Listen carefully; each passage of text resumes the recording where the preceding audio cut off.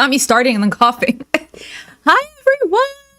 Welcome back to Falafel React. Thank you guys so much for being here. For everyone joining live, thank you. For those watching on the replay, hello. I don't know what we're gonna get into. To my mods, to my members, to the falafels. Hey. I hope you guys are having a great Friday or Saturday morning, right? Some people are Saturday morning. No one's in Thursday still, right? Thank you guys so much for being here. I hope we don't have any technical difficulties. Last time we did, I kind of glitched a little, huh? Yeah, we might snipe. I know, yeah, I saw that she was live. We might stream. Oh, what are we doing? What are we doing? Introductory clause. Okay. Hi, everyone. If this is the first time that you're watching or you just clicked into this video, we're chaotic over here. You will be hearing background noises. You will be hearing my dog. He's roaming. And what do we do on this channel? Honestly, sometimes I don't know what we do. Even Scooby's got questions. We react to the girls. And today we are back to covering Chantal. She won't let us leave her alone.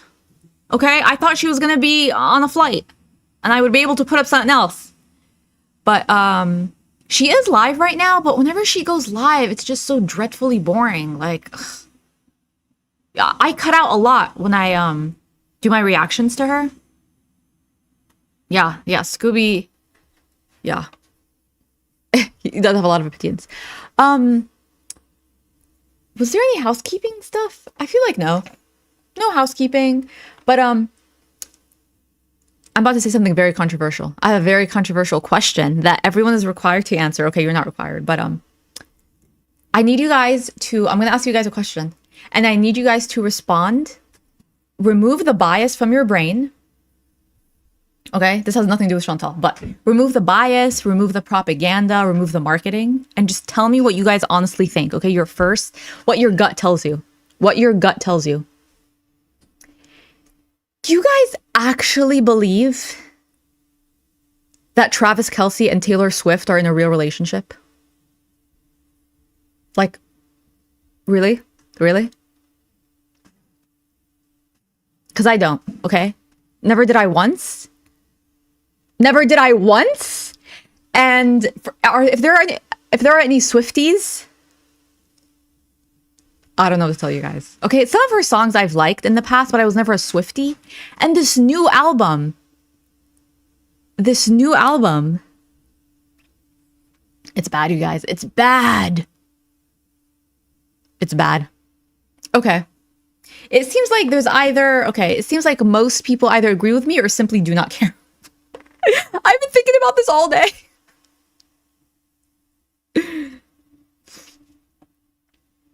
Anyways, that's what's been on my mind. Those are the complex thoughts I've been having.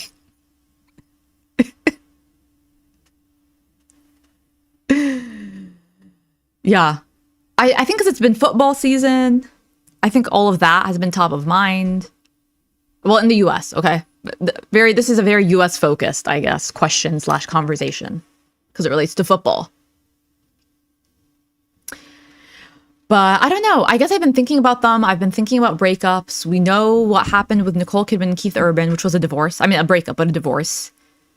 Right? Like, having to, like, grapple with all of those alongside the breakup of the century right here with Chantal and Salah. These are all very pertinent, questions in our lives.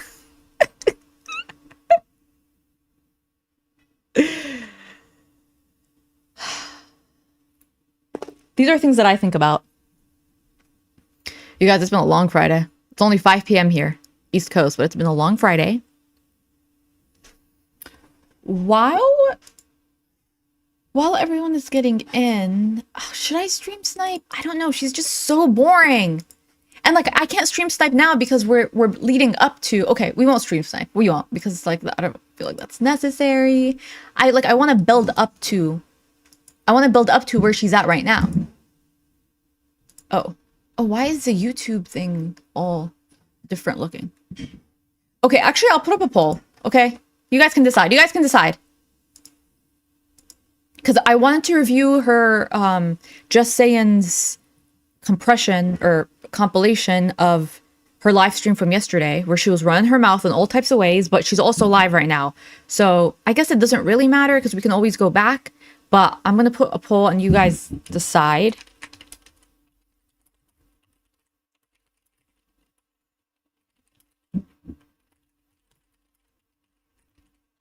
And I'll remember to change the yes and no.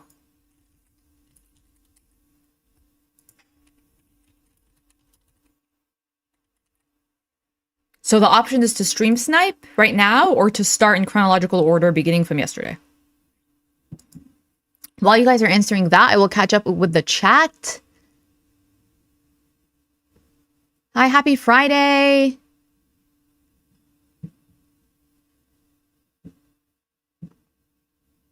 Okay. I see this is, we don't have a lot of Swifties here.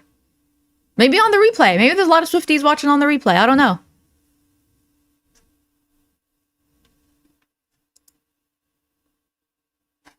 What, okay, let me see. What is she even talking about right now in her?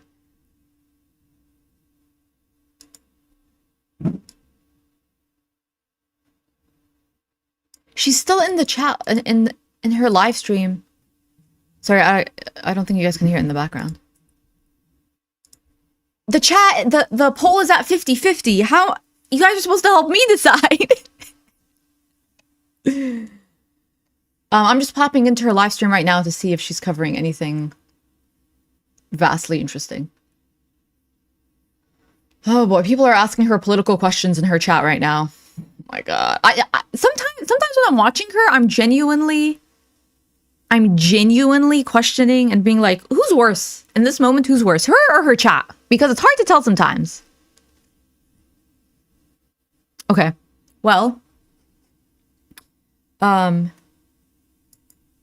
yeah, I think we'll probably start chronologically. I'm just going to wait for a few more people to get their votes. And in the meantime, I have a message for all the haters. Any haters in the chat? Haters, come forward. Haters, stand up. I have a message for the haters. For the Falafel React haters. Don't talk to me! Don't talk to me! Don't talk to me!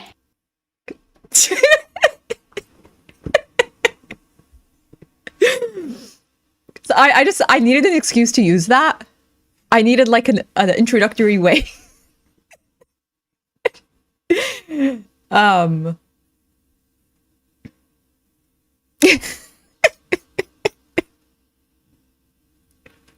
I couldn't just like randomly play it. So I'm like, okay, I guess I have to address it to the haters because like who... Okay, we are going to end the poll in 10 seconds. Oh, and well, we weren't speaking of it, but I'm about to start speaking about it. How can I possibly plan the party live stream, okay? The level of lying and back and forth that she's doing. But I think we have time, okay? Mind you, it's mostly done. I mean, the preparation is done, okay? But I think we have time to do it because she's waiting on medication. Okay, this is like, I kind of spoiled it. Well, it's not really a spoiler, but... Okay, so... I will end the poll. And I will veto the poll. It's pretty much 50-50, okay? So I'm going to start chronologically. Since it seems like there's no real preference, we will start chronologically. Do I have it set up? I should have it set up very nicely here. Okay. Oh, shout out to Just Saying. Okay. Here we are. We are beginning with... This one is titled, Foodie Beauty took 30 units of insulin, did not eat, fainted in airport. Not her final... The title cuts off.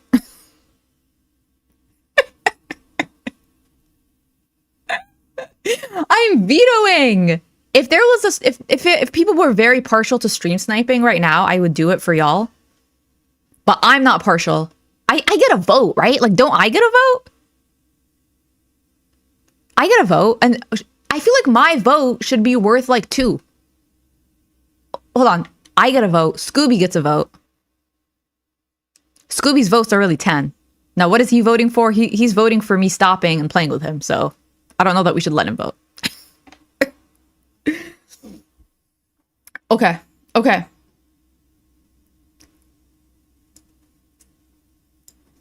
Yeah, this was Just Saying's video of the 4-minute live stream that Chantal did, where she talks about fainting at the airport, and then there was a 2.5-hour live stream.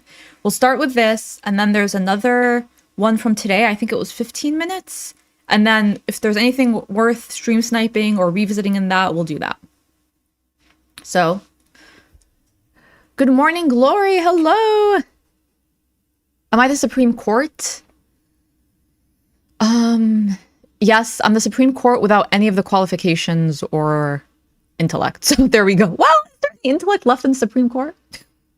You guys, don't get me started.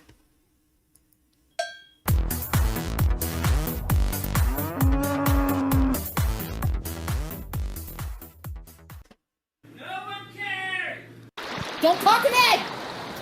YouTube is Don't talk to me! so glitchy. I'm trying to go into my studio to fix my my thing. I'm in Syria. Susan69 is starting us off strong. Okay? Here's a poll that I can't veto.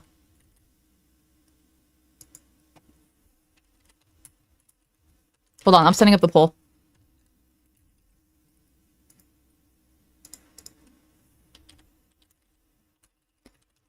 Here's a poll that I can't veto.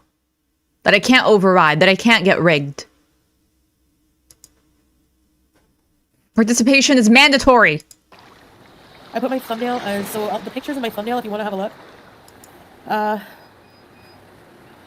Basically, there's a banana and juice in a box. And then there's the proof that I changed my flight, because I know people already. I shouldn't be appealing to the negative, and I'm stuffy because I sneezed like 50 times just now. Anyway, because I kissed my cat. Yeah, you guys can tell where I am. Cuba? You're in Cuba, girl.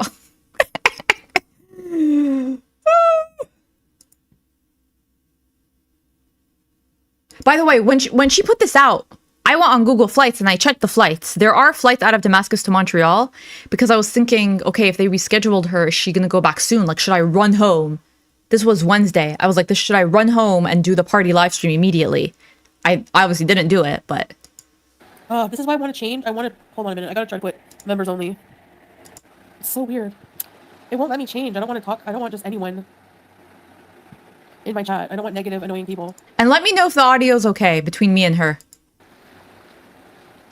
Yeah, Lyra, I have a right to do members only. No, I'm sorry. They're not direct. Did I say direct? No, they're not direct. I meant that there was a lot of flights out of Beirut. Mainly they're from Beirut, but there are some that actually leave from Damascus, layover in Doha, and then they go on to Montreal. I fainted, yeah. Well, I mean, I think, like, basically what happened was... What do you mean you think? So I barely had, like, any sleep today. Like, basically I changed my... no, I don't want an echo chamber. I just don't want lies and bullshit and people being negative for nothing. I'm trying to tell what happened to me, so what's the drama? Okay. Exactly. I just want to talk without people...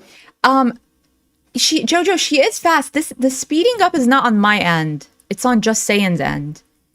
I'll play her for a bit more. If it's too fast for a lot of people, I can try to find another recap video. Attacking me for no effing reason, so if you're here to do that, you can be blocked. I'm not in the mood. I'm like really, really not well today, so... okay, I'm gonna restart and try, okay? Be right back. Alright. I figured it out. I'm sorry guys, but it's just overwhelming for me right now. Like, I know that most people on here don't look at me as a human being, but I am, and I'm just going through a lot, and I don't need to be on here. I have a right to, like, talk. She's starting off with all of this manipulation and the guilting. You guys don't even see me as a human being. She's starting off with that. That's how we know we're about to get some kind of, like, ridiculous story where she wants us to believe, because she's trying to lay the foundation for us to feel bad for her. At this point, girl, you should know we don't feel bad for you, okay? We don't. So I don't know what you're doing, but she's already doing too much. It's members only. I don't want the lies. I don't want the bullshit. People assume the worst. You guys already don't see me as a human, but actually I'm a human. No, girl, we see you as a human, okay? We do. A human that does very terrible things. To people without being, like, abused all day, all night long, okay? So... Abused? Oh, We abuse you? Are you forgetting how you spoke? Are you forgetting how you spoke the other day? This is how you speak. Don't talk to me! Don't talk to me! That's how you speak. That's how you run your mouth at the top of your lungs to someone. And we're the ones that abuse you. Do we come on live stream and threaten to break stuff in your house? Do we come on live stream and say that your family's trying to take us out? Do we do that? And plus, you guys deserve a members only like drama free chat. Here's the recipe. For disaster. Now she's gonna act like she cares about the members. Oh, you members, you member. Don't. Last night, as you guys know, my mental health is like messed up. I freaked out. Like, you guys were not supposed to hear me say, "Don't talk to me." Like, I screamed in my life at the beginning of my life, and I like ended it very quickly because I was like, "Oh crap, no!" Like, you weren't supposed to hear that. I'm sorry, but this gets me every time. This just gets me every time.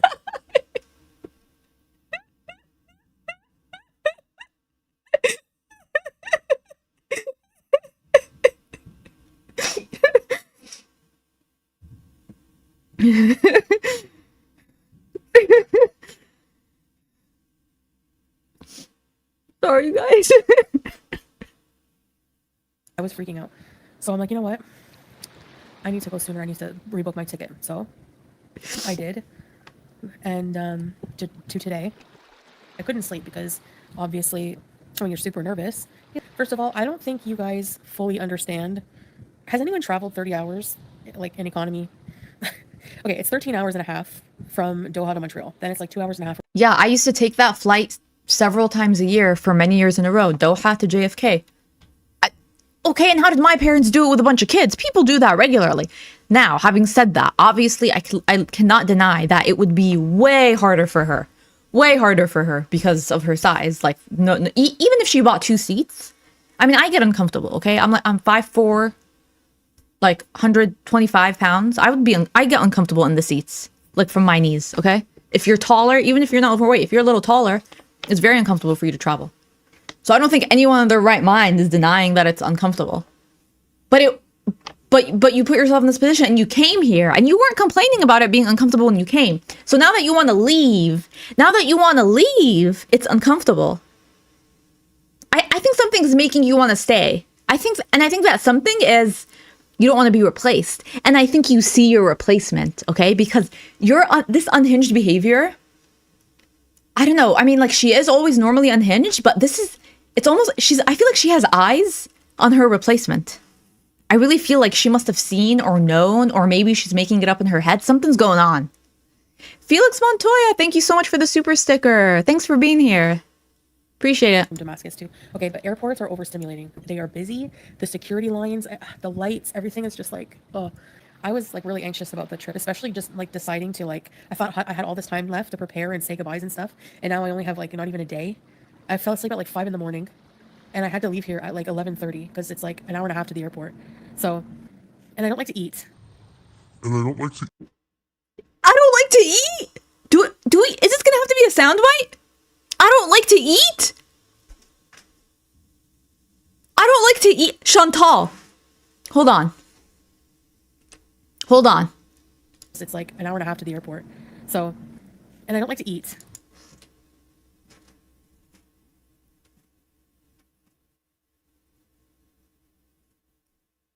I don't even, I mean, this might be the most blatant lie ever on her channel. I don't like to eat? We saw the front gunt right now, right? And I don't like to eat. And that was my mistake. I didn't eat because I don't want to be like, having to run to the washroom. Marnie Smith, welcome in. Where are we at right now? Right now, we are being informed by Chantal that she doesn't like to eat. Believe it or not. When the washrooms are scarce, and I hate airplane washrooms. So I tried not to eat or drink too much. Well, that was fine, but then... Fine. I don't know. I've Fine. mixed that, I think, with just all of the like dreading the trip and being so emotionally unstable. Salah waited with me till I had to go through the security. And I make it through security. I make it through He was so close. He was so close. He put her through security. He's on his WhatsApp. Habibti. What's his new girl's name? What's an Arabic name? All of a sudden, I'm blanking on Arabic names. Someone give me an Arabic name. Oh, هيفا حبيبتي هيفا. أنا هلا كبيت هاي الخنزيرة. هنا جاي عندك. Haifa, my sweet love, I just dropped off this pig. I'm on the way to you. That immediately. WhatsApp, dropped off this hog. No offense to hogs, okay? Please, no offense to hogs. I can't think of anything else. Dropped her off. I'm on my way to you right now. And she's like, Salah, take your time. I have so much food prepared for you. I'm hanging out with your family right now. I don't know why this Syrian girl, Haifa has this voice, but this is what I'm coming up with right now. So close to freedom. Get everywhere. I get to the the boarding room where you're like about to board. Fine. Then they made us get on this little bus, which I've done many times. This little bus to take us to the airplane. And I was walking all this because like I was not sick this time, but I felt like lightheaded. Started feeling a bit lightheaded. So I go through. They do that thing where they rip your boarding pass. I get on the bus and there's nowhere to sit, so I'm standing, which is normally the case. I'm holding a bar, and like I just remember feeling like lightheaded, and then almost like everything was almost like in a dream but falling asleep. But I don't remember. Like I blacked out for like I don't know. The next thing I remember, I'm like on the ground and people are like around me, and I was just what ground? What the hell? You're in the bus. Oh, you mean outside? I like did not understand. Like, yeah, I like totally passed out. But I was like feeling a bit lightheaded and dizzy just before that. And my bad too. I don't know if this is stupid, but I forgot to take my insulin last night. So I thought, you know what, I'm going to be traveling for a long time. And I tested my blood sugar this morning and it was like 14. So I took 30 units of insulin this morning. And yes, I'm an idiot. Okay. A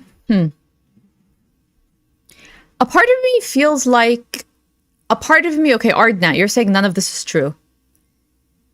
A part of me feels like a part of this is true. Okay, I just started watching this. Okay, like what everything that I know about this has been from clips from like other channels and like people in the comments. So I have not actually seen this. Now that I'm listening to it and seeing it, I don't know how she can possibly, because right now Salah is no longer on his team. I don't think Salah is on her team anymore. So I don't know how she can lie about even getting to the airport. I think it's true that she went to the airport based off the information I have access to now. I think she actually went to the airport. I think everything that happened after Salah no longer had eyes on her is a lie, because that's a lie she's in control of. So I don't believe the whole fainting thing. No, I don't.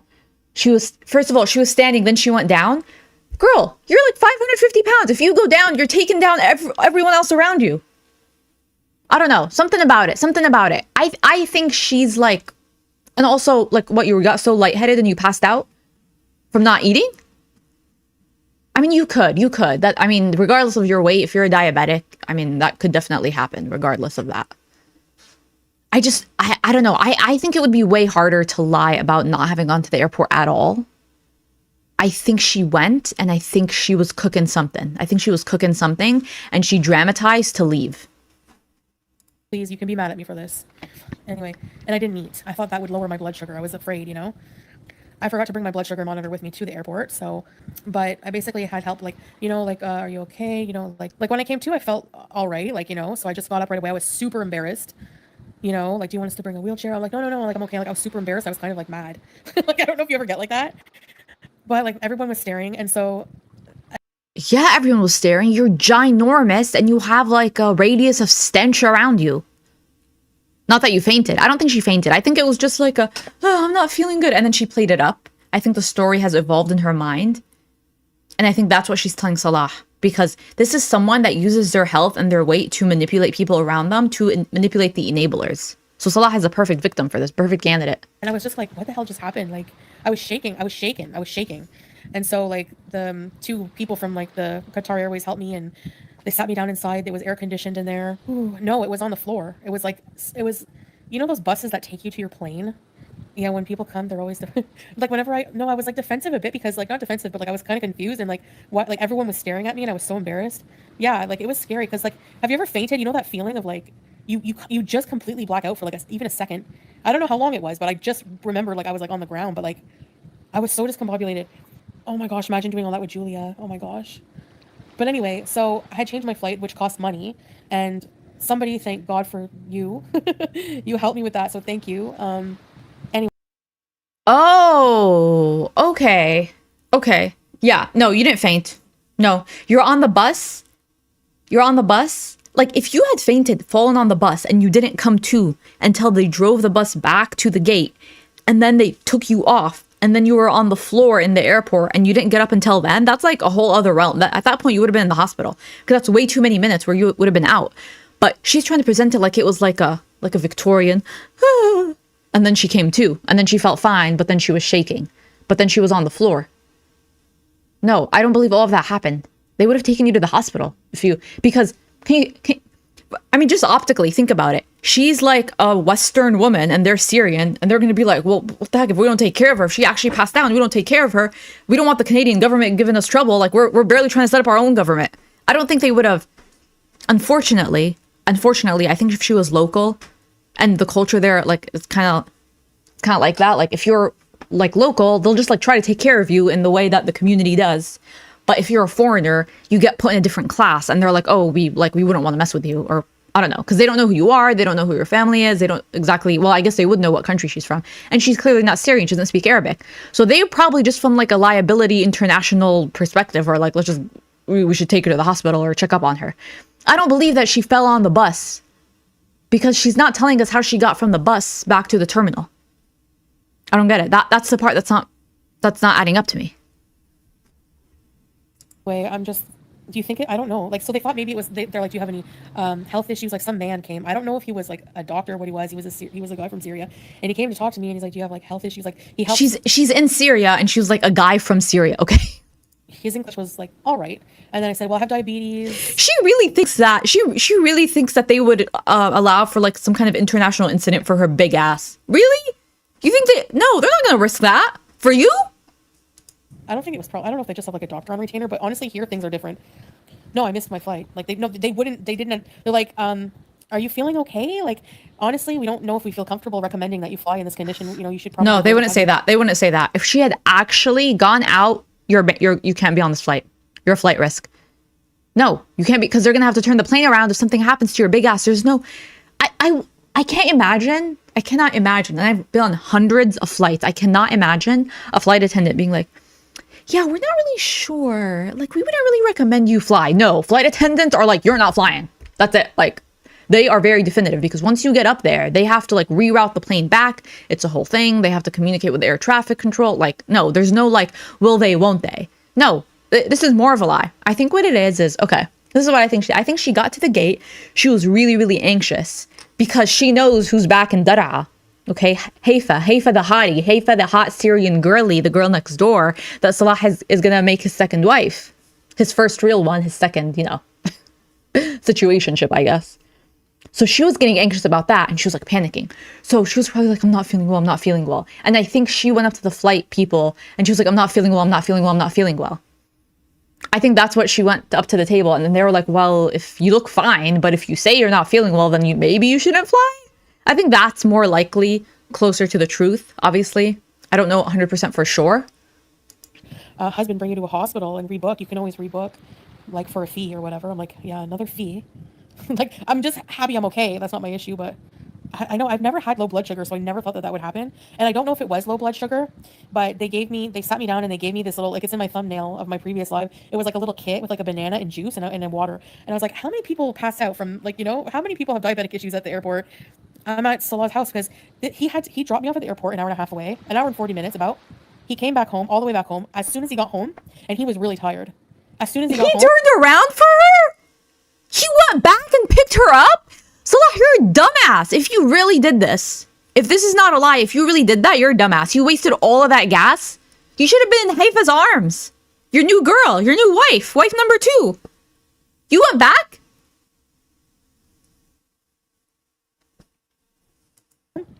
I called him and said, hey, I'm at the airport. I passed out. They don't think I should fly today, blah, blah, blah. And so I was very shaky. Like, I was just like, and like super just like, thank you. Like, I was like, anyway, so I'm not like, I don't know. Like, am I mentally and physically able to travel right now? Oh, that's what she's building up to. Salah, I can't. We have to stay. She is so desperate for a man. And I don't say this lightly. She is so desperate for a man that she would rather stay in Syria, where she has now established it's a place that she hates. She doesn't have all of her fast food options. She has no autonomy of movement at all. She, for her own reasons, cannot and will not drive. She does not like any of his family. Her Wi-Fi is terrible enough that she's constantly complaining about it. Like, in her parameters, Syria is the absolute worst place for her to be. And yet, she is so desperate for this man. She is so desperate by a man that will not claim her. That's over her, okay? That's already get it in the works of like the second wife. The first real wife. That she would rather stay there. Manufacture stories to keep her there than go back. Girl, you're sad. Flower Phantom, welcome to Falafels. Thank you so much. Subhanallah. And another. Don't talk to me! I just try to tough it out another few weeks or whatever, you know, and keep like the original date. I can ask them to waive the fee, but they said they were going to. Just came to when they're like talking about for a fee, like hello. No. Exactly, Bing. Bing in the chat says she really thought Salah would fight to keep her there. He likely has in the past, but he is fucking over her. Yup, I totally agree. I think that she did, because we know she's very impulsive. She said that. She's done a million things to prove that she's impulsive. I really thought it was like, fine, I'm gonna leave. I'm gonna go back to Canada. Don't talk to me. And he was like, okay, cool, go back to Canada, fine. She told him fine, and he was like, okay, fine. and then she was like, oh, you're not gonna fight for me? You're not gonna come online and try to claim me? Because in the early, I know we're not doing retro reacts tonight, but last week when I did a Kuwait Falafel react, what was one of her biggest things that she was saying? I have a man who will come on live stream and talk about how much he loves me. He's literally always in my chat. This is before she even met him. She loved that. And he's no longer doing that. He's not in the chat hyping her up. For her, it's not about having a person. It's about being able to say that she has someone, a husband. That's like most important thing for her. She doesn't have that anymore. That's never happened to me. Never had low blood sugar. The thing is like I felt a little better after the banana, but yeah, I have to go to a doctor and get like I need to get like my diabetes. My mental health is deteriorating. Like the thought of even like when I got to the airport, I'm like, oh my gosh, don't have a cowboy dog. Hello. Oh my god, the pierogies looked good. I thought they looked bad. It was my first time. They tasted good, but they were lumpy. But they were good. Thanks. Panic attack. Don't have a panic attack. Like I'm so like the other day, like when I was panicking. Medical transport from Syria? I don't know. Feeling like that. They're not. What do you mean medical transport? Like a helicopter? All the way to Cornwall? All the way to Cornwall, Canada? Not Cornwall, UK. They're very picky. They're very finicky on that, eh? Like they don't play. When I had trouble breathing, and I just like asked somebody. All right, let me end the poll. Would you rather faint at the airport or poop your pants on the balcony? Expectedly, 71% said faint at the airport. Okay. I don't know. Fainting at the airport, fainting is risky, right? Because airports have like marble floor and cement floors. What if you're like this? What if you're very tall? It doesn't apply to me, but what if you're very tall and you're like this and you faint and you hit your head? Wouldn't you rather poop on the balcony? Because maybe there's like a toilet on the balcony. Maybe there's like a composting toilet. I don't know. I guess fainting is probably better than pooping on a undisclosed balcony. For Victor, when I was coming, there's not going to be any medical incident while you're in the air. Think of the Nashis. Don't torture me. I was almost there. So then Salah had to come all the way back. I felt so bad. No, you didn't. She loved that he came back. It was probably so much effort for her to hide how giddy she was. Oh, I can't believe he came back. What a stupid, dumbass idiot. Honestly, Haifa, this made-up Syrian girl that we made up, Haifa, drop him. Drop his ass, okay? You can do better. You can do way better. My fault, but the hubby decided to put the mother-in-law in a facility. She was just becoming too much. I actually screamed at him last night and cried. I told him I was leaving. Go to Canada and get a heart x-ray. I had an echocardiogram thing done last time I went to the hospital and it was normal. Yeah, I'm gonna see a doctor. It was normal. Anything to do with her heart was normal. I told her heart was normal. Okay, the lies just keep coming tonight. I would go today, but I'm not going today. I can't deal with it. I can't go today. I can't. I need to just like rest and tell everybody what happened. 'Cause, you know me. Anyways, that I'm is just so.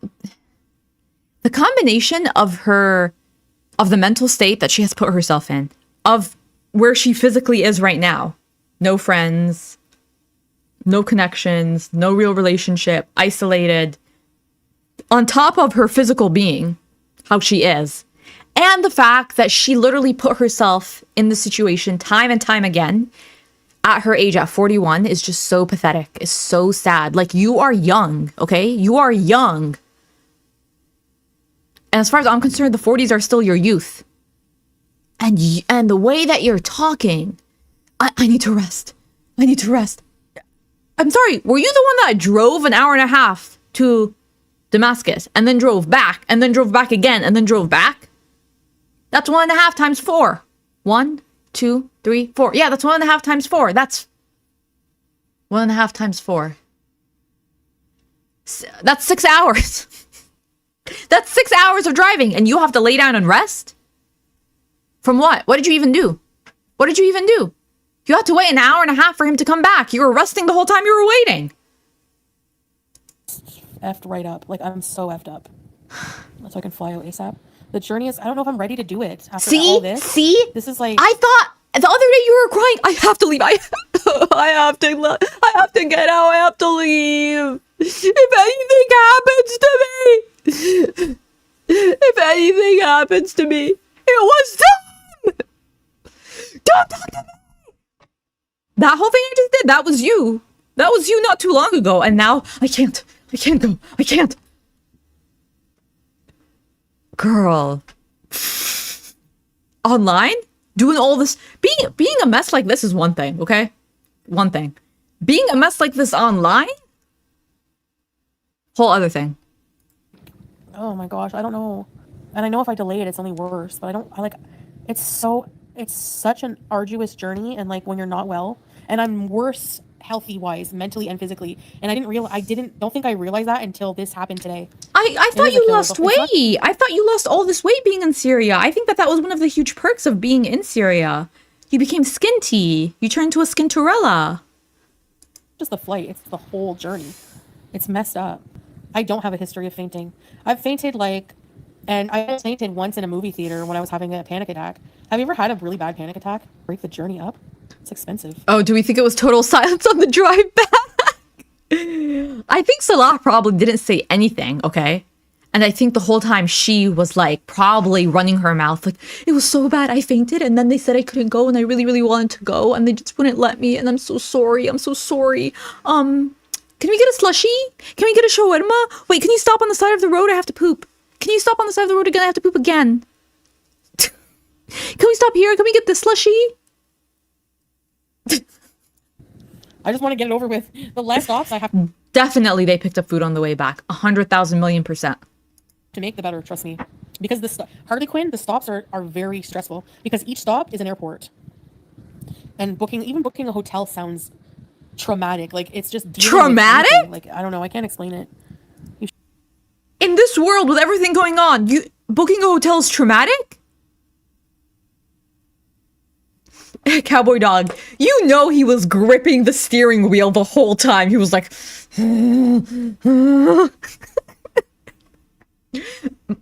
mind you, as soon as he got back to Dara the first time when he dropped her off, you know that the whole village, they were outside with their celebratory pew-pews, their table. You know that people were dancing, the music was going, the lights, the fireworks, everything. And then in the middle of the party, his phone rings. Everyone's like, stop. And then it's her, you have to come back. And you know that the whole village was bummed out. Okay, they have to stop partying. They have to stop shaking. Shake like a chihuahua. I went back and forth. Yeah, I think it's like just hit me. Like, do I have airport PTSD? I'm not even joking. I never fainted from a panic attack, but I almost did. And it was a bad panic attack. I was at a theater many, many years ago at the Brookdale Mall in Cornwall. I can't remember what I was watching, but all of a sudden we're watching and I was super hyper aware all of a sudden of the packed theater and it being dark and the movie was like overstimulating with all the noise. And I just felt like, oh my gosh, like, you know, when you get like fuzzy vision, like it's turning white, you feel lightheaded, and I'm like, I have to get up or I'm gonna pass out. Like I tried to make it like go away. So I am gonna go, but I just don't know exactly when. Like I don't know. I probably should have just kept my flight but I thought, you know, that I just want to thank you, Carefree. I just want to like go, but I don't know. I'm not well. I can't even go to a doctor's office without panicking. Yeah. I feel that teardrop. Like I'm getting really bad. I'm being more aware of like how bad. Try not to focus on the difficult. I really do, Jen Marie. I really do. I swear. If I didn't do that, if I didn't try to be positive, I'm just like, I really just want. Another part of this too that I'm just thinking of, because she keeps pushing this whole like doctor narrative. I have to get well. I have to. It wouldn't shock me because right now she's operating from such little amount of money. And mind you, I say a little amount of money compared to what she feels she's entitled to, okay? Between what she makes on YouTube and the fact that she barely puts in effort, she has access to a lot of money and she has access to the potential of a lot more money. But from her perspective, she feels very entitled to a lot more of your and my and our money. I think that she's in like this mindset where it would not shock me if she's honestly trying to load up on medication in Syria before she goes back to Canada. Because it was pointed out to her in one of her live streams that she has to like re-sign up because she hasn't been in Canada for such a long time. She has to re-sign up to get into the healthcare. So I don't think she would have time to immediately get access to those medications, like covered or whatever.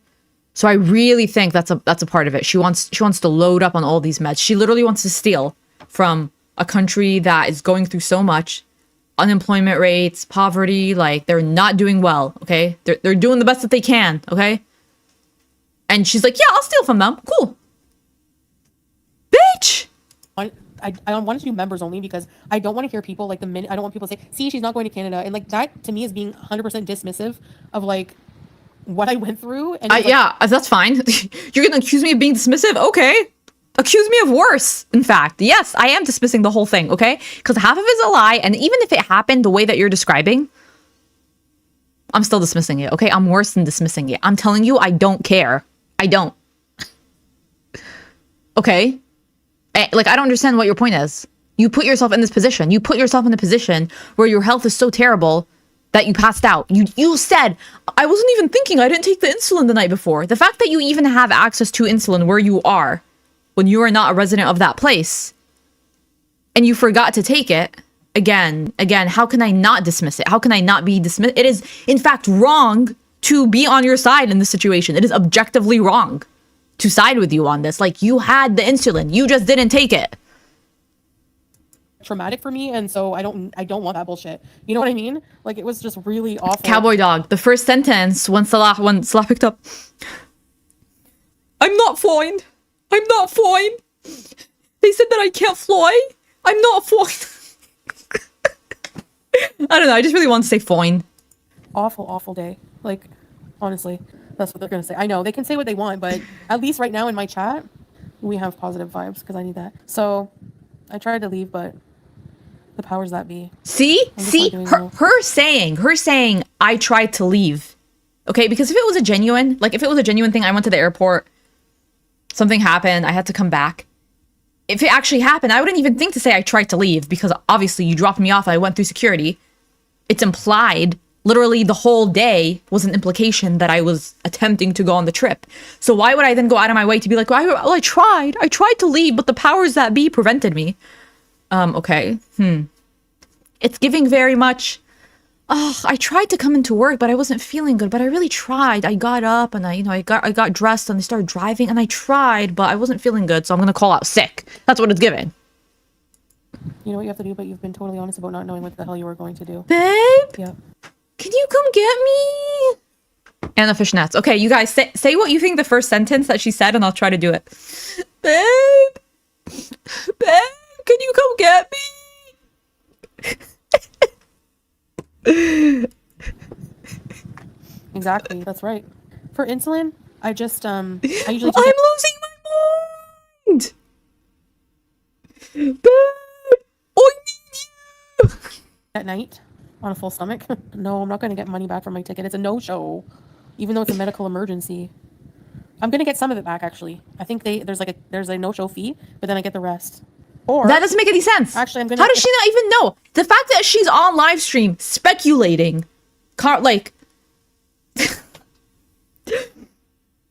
When I was in grad school, my professor, one of my professors that I really liked, he would always tell me, like, don't overthink before you write. Like, you cannot possibly know what you're going to write before you write it. So he told me to think of writing as an exploratory process. Like, thoughts will formulate as you write, but you need to start writing. Don't self-censor before you start writing. She took this advice. I don't know how she got in contact and got that very generic advice. But she's like, I think reality is an exploratory process. She's just making it up as you. How are you speculating on how the refund is going to be handled? And now, like, you're saying it's this and saying, oh, but actually, I think it's this. It's either you know what it is and they told you, or they didn't, and you don't know. It's either that, period, I don't know, because I didn't ask, or I was frazzled, I didn't ask. It's either that, full stop, or it's what they told her and she can tell us, or it never happened, so she's saying one thing and speculating the rest. I rebook it. I think it's just a rebook fee, actually. Sorry. So I was not mad, no. When I came home, and it made it so much harder because when I came home, Julia was like all over me, and I'm just like, And I still didn't eat anything but that banana. I'm starving. Julia was all over you? Wow. Wow. You are getting so many bad deeds with all of these lies. I was gonna go and get food. How long do you think Salah will let you stay? I mean, he's not gonna kick me out. So, you know. I do need purse snacks, Christina. Why not? Also, I keep coming back to this because I'm dead set on they were never actually officially married legally. If they actually process their divorce, she can't be in the house anymore. They're not married, okay? There's no, if they actually were divorced, first of all, she can't be in the house anymore. And how are you going to leave the country without processing a divorce? Because you need that paperwork. Which goes back and proves my original point. The way that you got married, you walked into a mosque, you did the 5-second operation. You just said a few words, and then you left. Now, that is the Islamic way to get married in a mosque. In the same way that there's a church, you get married in the church, and then there's, like, you go to town hall and you have to get it, like, official. Right? Like, that's what I did. She did the first part, she never made it official. Like, you know, legally. Which you are required to do in Muslim countries. Like, for court documentation, for, like, legal purposes. To get, like, residency status, to all that stuff. So if she actually did get married officially, correctly, the way that she has said that she was married, she would need to get divorced in the official way, because then she can't just go back to Canada, right? Because she's saying she's leaving, they're divorced, they're never going to see each other again, but she's not getting an actual divorce, but she's divorced. Then she left and she's back and she's sleeping in the same house as him? No, that's haram! Haram! What is the best purse snacks you carry, Christine? I still look for Slow and chat when I come in. Yeah, I know. It's kind of sad. When my hubs and I were LDR, I would have panic attacks and start crying halfway home. Sometimes I'd turn around. What is LDR? Oh, long distance relationship. Maybe you just missed Salah. I didn't feel that way. Like when I was getting on the bus, I was like excited to you know, I had told all my family, I'm applying for places, you know, like this really just, I'm just so messed up from it. Like, you know, I was feeling okay. Like mentally, like I wasn't sad. I wasn't super sad at that time. Like it comes and goes. I really, like I fed Julia her wet food. Like I fed her wet food and I like kissed her fur and I said, like, I thought that was the last time I was going to feed her. Man, So, like, she's really trying for, you know how like I come on here and I fake cry? That's what it's giving right now. I fed her last meal. She's trying to grab like water and like put it. She doesn't even need to do that. The camera's off. I am happy to see her for sure. No, I'm back at the house, Andre Marie. I agree. Like, Scooby, come here. Can you believe this? Can you believe this? I know. I'm not in good shape at all. I'm really not. And I know it's my fault. I carry pumpkin seeds, peanuts, cashews, soft granola bars, hard candy in case blood sugar too low. Exactly, Erin. She's laying it on thick. She keeps saying, I'm not doing well. I tried. I'm not doing well. Meat sticks. I love meat sticks. I'm so hungry right now, but I don't. You know when you're like hungry, but you don't have an appetite because you're so stressed out? What? You're hungry, but you don't have an appetite? What? She's being deranged. Maybe her low mental health is actually true because this is deranged. You know when you're hungry, but you have no appetite? What are you saying? That just means don't eat then because you're not hungry. That just means that you want to eat to cope, but you're not actually hungry.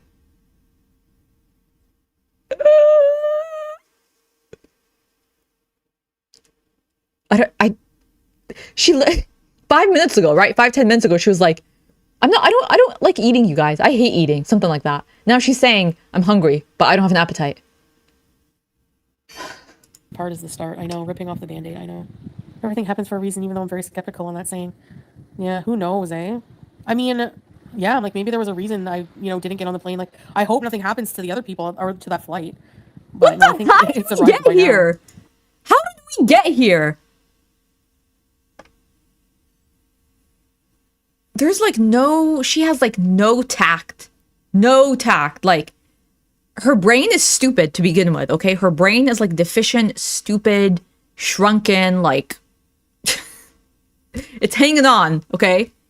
And because her brain is stupid, it produces stupidity. And on top of that, she has no filter. So immediately. Why are you speculating about something happening to the plane? Why are you even saying that? Like, what? But like, it's crazy. I don't know. That was so embarrassing. I don't get embarrassed, but that was pretty embarrassing. Right? Anxiety doesn't let you eat. Yeah.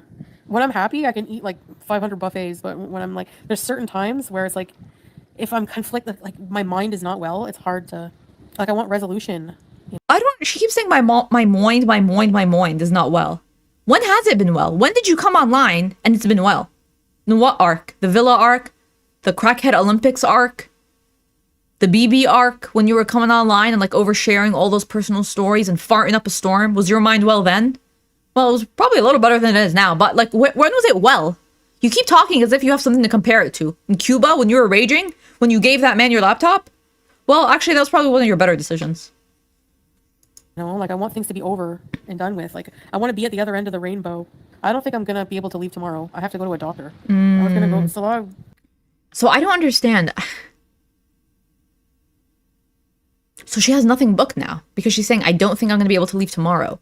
How do you speak in such uncertain terms when the flight was booked and then something, what you're saying, out of your control happened? They would have either rebooked you immediately or told you when you can go next or told you go to before you leave the airport. Like this has happened to me where like I get to the airport, I go to the gate, something happens, the plane can't take off. They're like, okay, everyone at the gate, go down to like the Spirit Airlines desk and like they'll rebook you. And sometimes it's like in 2 days, sometimes it's in a day, sometimes it's in an hour, sometimes it's in a week. That's happened. So she left the airport without something else rebooked. That tells me that it's even less of an actual emergency. And if she knows that it was an emergency, she shouldn't even be thinking of going tomorrow. Why is she saying in such uncertain terms, I'm not even sure I'm going to be able to go tomorrow? The things that she is unsure about point towards her having lied about this whole thing. Really doesn't want to take me back to the airport before he takes me to that doctor there. So I'll probably do that first. Make sure I'm okay. Because, I just love her so much. When I was feeding her today, I thought, oh no, not my baby. Even though you pooped on my bed that one day, right? Yes, babe. Or Xanax. Have those. It's kind of like Kool-Aid with drugs here. But I'm gonna ask. The final destination? Yes, the first one is the best one with the plane. Candace Young, I'm not gonna believe she's in Canada until she's holding up a Tim Hortons cup. I won't. Otherwise, I don't believe it. I used to watch it and then like go on a plane, no problem. But now, I don't know. Now I'm like kind of paranoid. Like, why did I faint before getting on the plane? Was like God trying to save me or something? I don't know. Is it not my time? Was something going to happen? But no, I don't think anything did. Again, why is she for the second time reiterating? Why is she for the second time reiterating or implying something happened to the flight and that God chose to save her?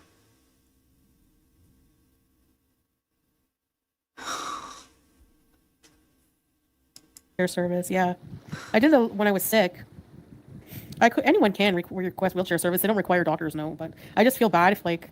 But no, you don't. What? I should swallow my pride and realize I'm not healthy. What pride? What pride?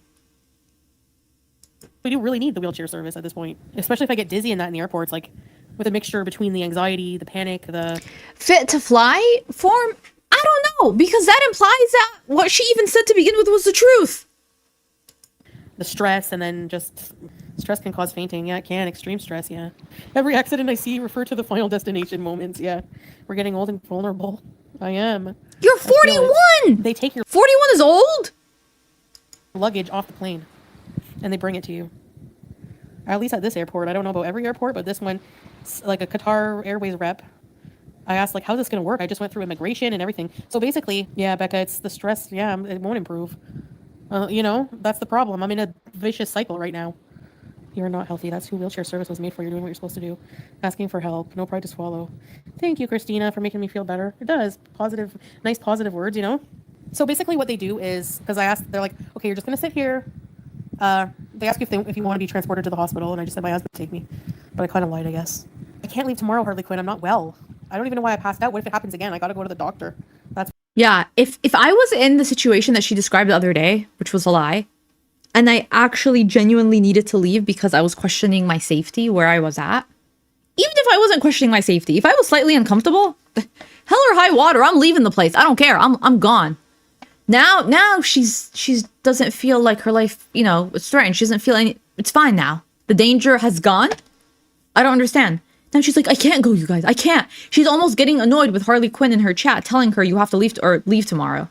She's getting bothered. She's bothered by that question. She's like sounding like she's trying to make a case to prove to her chat that she can't go tomorrow. why. I said, what about my luggage? He said, oh, well, that's what we're doing. He's like, just wait here about 20 minutes. We got to get your luggage, find your luggage. So they took the little luggage tags that they give you there when you check in. I checked in one big luggage and a carry-on luggage, just so I just had my CPAP in my bag. And then he said, somebody came after a while, and I was talking to Salah.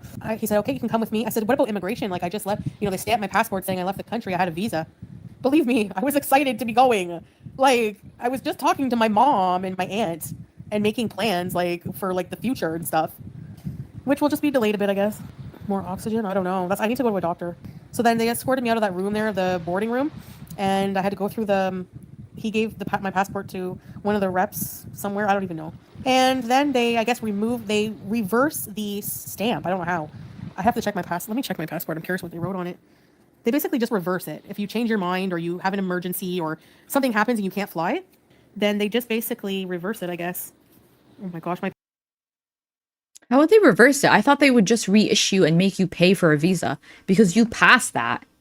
I don't know. I've never been in the situation, so I'm not 100% sure, but I'm just trying to use my logicals, my mentals. I would think that it's like, no, you have to pay and get reissued a visa to stay in Syria because they need proof that she's in Syria. And then when you exit, you have to go through the same process again. passport has, I'm going to need new pages. What's reverse? What's reverse? Like, that's not one of their stamps. You know, when you go up to the immigration, I don't think one of their stamps is reverse. Oh no, I still have quite a few. Cuba's on there. What did they do? I don't see what they did to my passport. I know, Jen. I'm a tough cookie, but you know what? It's catching up to me. Tough cookie where? Every single time I've gone through that travel, it's so arduous and stressful. Cuba was only 4 hours and I thought that was bad. Teardrop. As for IV fluids, oh, they always ask me, they call it serum or something like that. And I'm like, what is that? Oh, you mean hydration. I was questioning that, like, when I got back here and saw Julia, honestly, I'm going to be honest. But then, like, at the airport, when I was on the bus, I was fine. Like, I was, like, happy to just be, like, we're boarding soon. So I was like, I think it's going to be hard. It's going to have to be an adjustment period. And honestly, the hardest thing for me is, like, Julia, because... Hi, Jackie. I know people think that I just gave my other cats away so easily. Those are fireworks. You did. But I still... You did. You're trying to say you didn't give away Smokey easily? You didn't give away Aries easily? Dream about them. Like, I still... You still dream about Smokey? The cat that you joked was turned into Chinese food? What do you dream about exactly? I still have guilt. I still have horrible feelings about that. It's not easy. I am anguished. Yeah, you're right. It was awful. I still dream about it. Like, I just dream almost every night, I swear. I have very same dreams. And the one dream is just all of a sudden remembering I have cats. And then I'm like, oh yeah. And I go, BBJ Sam. And they both just come out of, like, under the couch or out of nowhere. And I'm like, how are you guys still alive? I haven't fed you in like years. But they're fine. And then I feel like a big sense of relief. Like life is complete. Yeah, juice box. And when she's in her box, she's called juice box. They have fireworks. Well, fireworks are legal here. You can, like, buy fireworks everywhere. So people set them off every night. Jackie Howard, thanks for the rose. Thank you guys. That's why I like them. You guys make me feel better. Will I adopt another cat? No, if I do, it wouldn't be for a long while. I'm too unstable, like, in my life. How do you feel now? No, I didn't eat anything yet, so La's gonna bring me food, but there's crying kids. Oh, wow. He's back. He's back to being her bitch. He's back. Like, he couldn't even wait. Like, First of all, I don't even know why he drove back and picked her up, but he's back to get her food. Wow. Yeah, she's highly, highly unstable. hurts is like thinking that I'll never see Sasa. Like I've gotten so close to her, like honestly, like she's just like she's so. Why are you getting close to her? Why are you getting close to a child when you hate children? The child is not related to you. You've exploited her online. You stole money from her that was promised to her by you. Why are you getting close to that kind of child? You freak, you weirdo, you sicko. Get away from that kid. Get away from that kid. You're sick. Funny. Oh, I have a funny Sasa story. Okay, could FaceTime her. Yeah, I will for sure FaceTime her. No. You have no reason. Once this fake marriage, but once this fake divorce has gone through, you have no reason to continue contacting that child, you sicko, you freak. Don't make me call you something worse. Don't. Every day. We went out for a drive. Okay. I think just yesterday. It was yesterday. During the day, we went out for a drive. And we picked up, Salah bought lunch. I know, Sasa. And she loves me so much. Like, I'm in the front seat. And she's I don't know. This is really creepy. This is really creepy. I have like young people in my life, like through family members and stuff. I have a younger sibling. Like, way younger than me in terms of years. So like they're a kid and I'm an adult. And I don't say so-and-so sibling loves me so much. I don't know. That just doesn't come out. Like, that's just weird to me. That as someone that has younger people in their life, I don't say she just loves me so much. She just loves. That's weird. I don't know. That's not the wording I would use. in the back, and the whole ride she has her little hand on my shoulder like the whole time, and she like rubs my face. She's such a way of like, yeah, we'll keep in touch. Why? So we picked up, Why? like, You have no business to. You have no business to talk to a child, and you have no business now after what you've done. Okay, you will have less business. You will have less business later to talk to this child.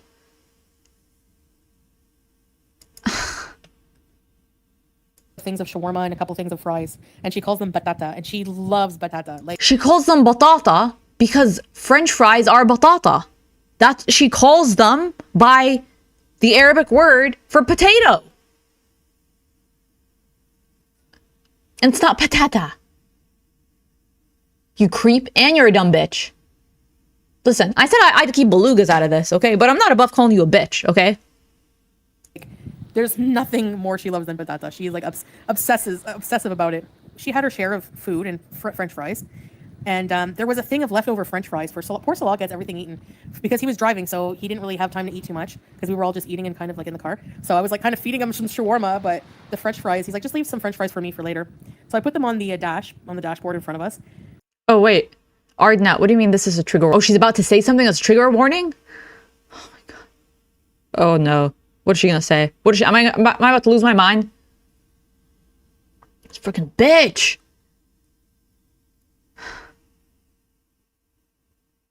And, you know, an hour goes by. We go to like a little creek. We Oh, it's going to trigger me. Oh, okay. That's fine. dropped them off at the place they were staying. And at some relatives they were staying at. All I hear is my door slowly open. And Sasa is side-eyeing me the whole time, like trying to sneak. You know, she's like a sneaky. Also, I'm very, very concerned why she is... And again, this is just trusting what she's saying. This is trusting her narration when she's an unreliable narrator. Why, when you're hanging out with a bunch of adults, why is so much of your focus on this child? Why are you recollecting so many interactions with this child, okay? Because I feel like normal adults, when they hang out with other adults, yeah, there's a kid there, especially, I'm not talking about if it's your child, okay? Obviously, that's different.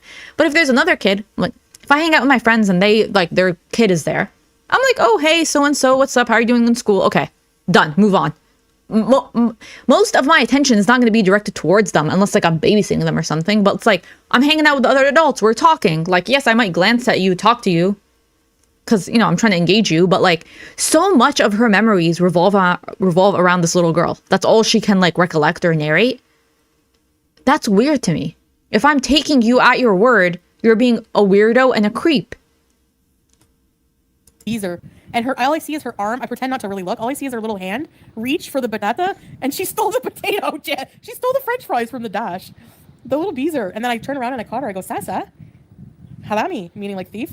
And she just went, like yes, in Arabic, and then went, come.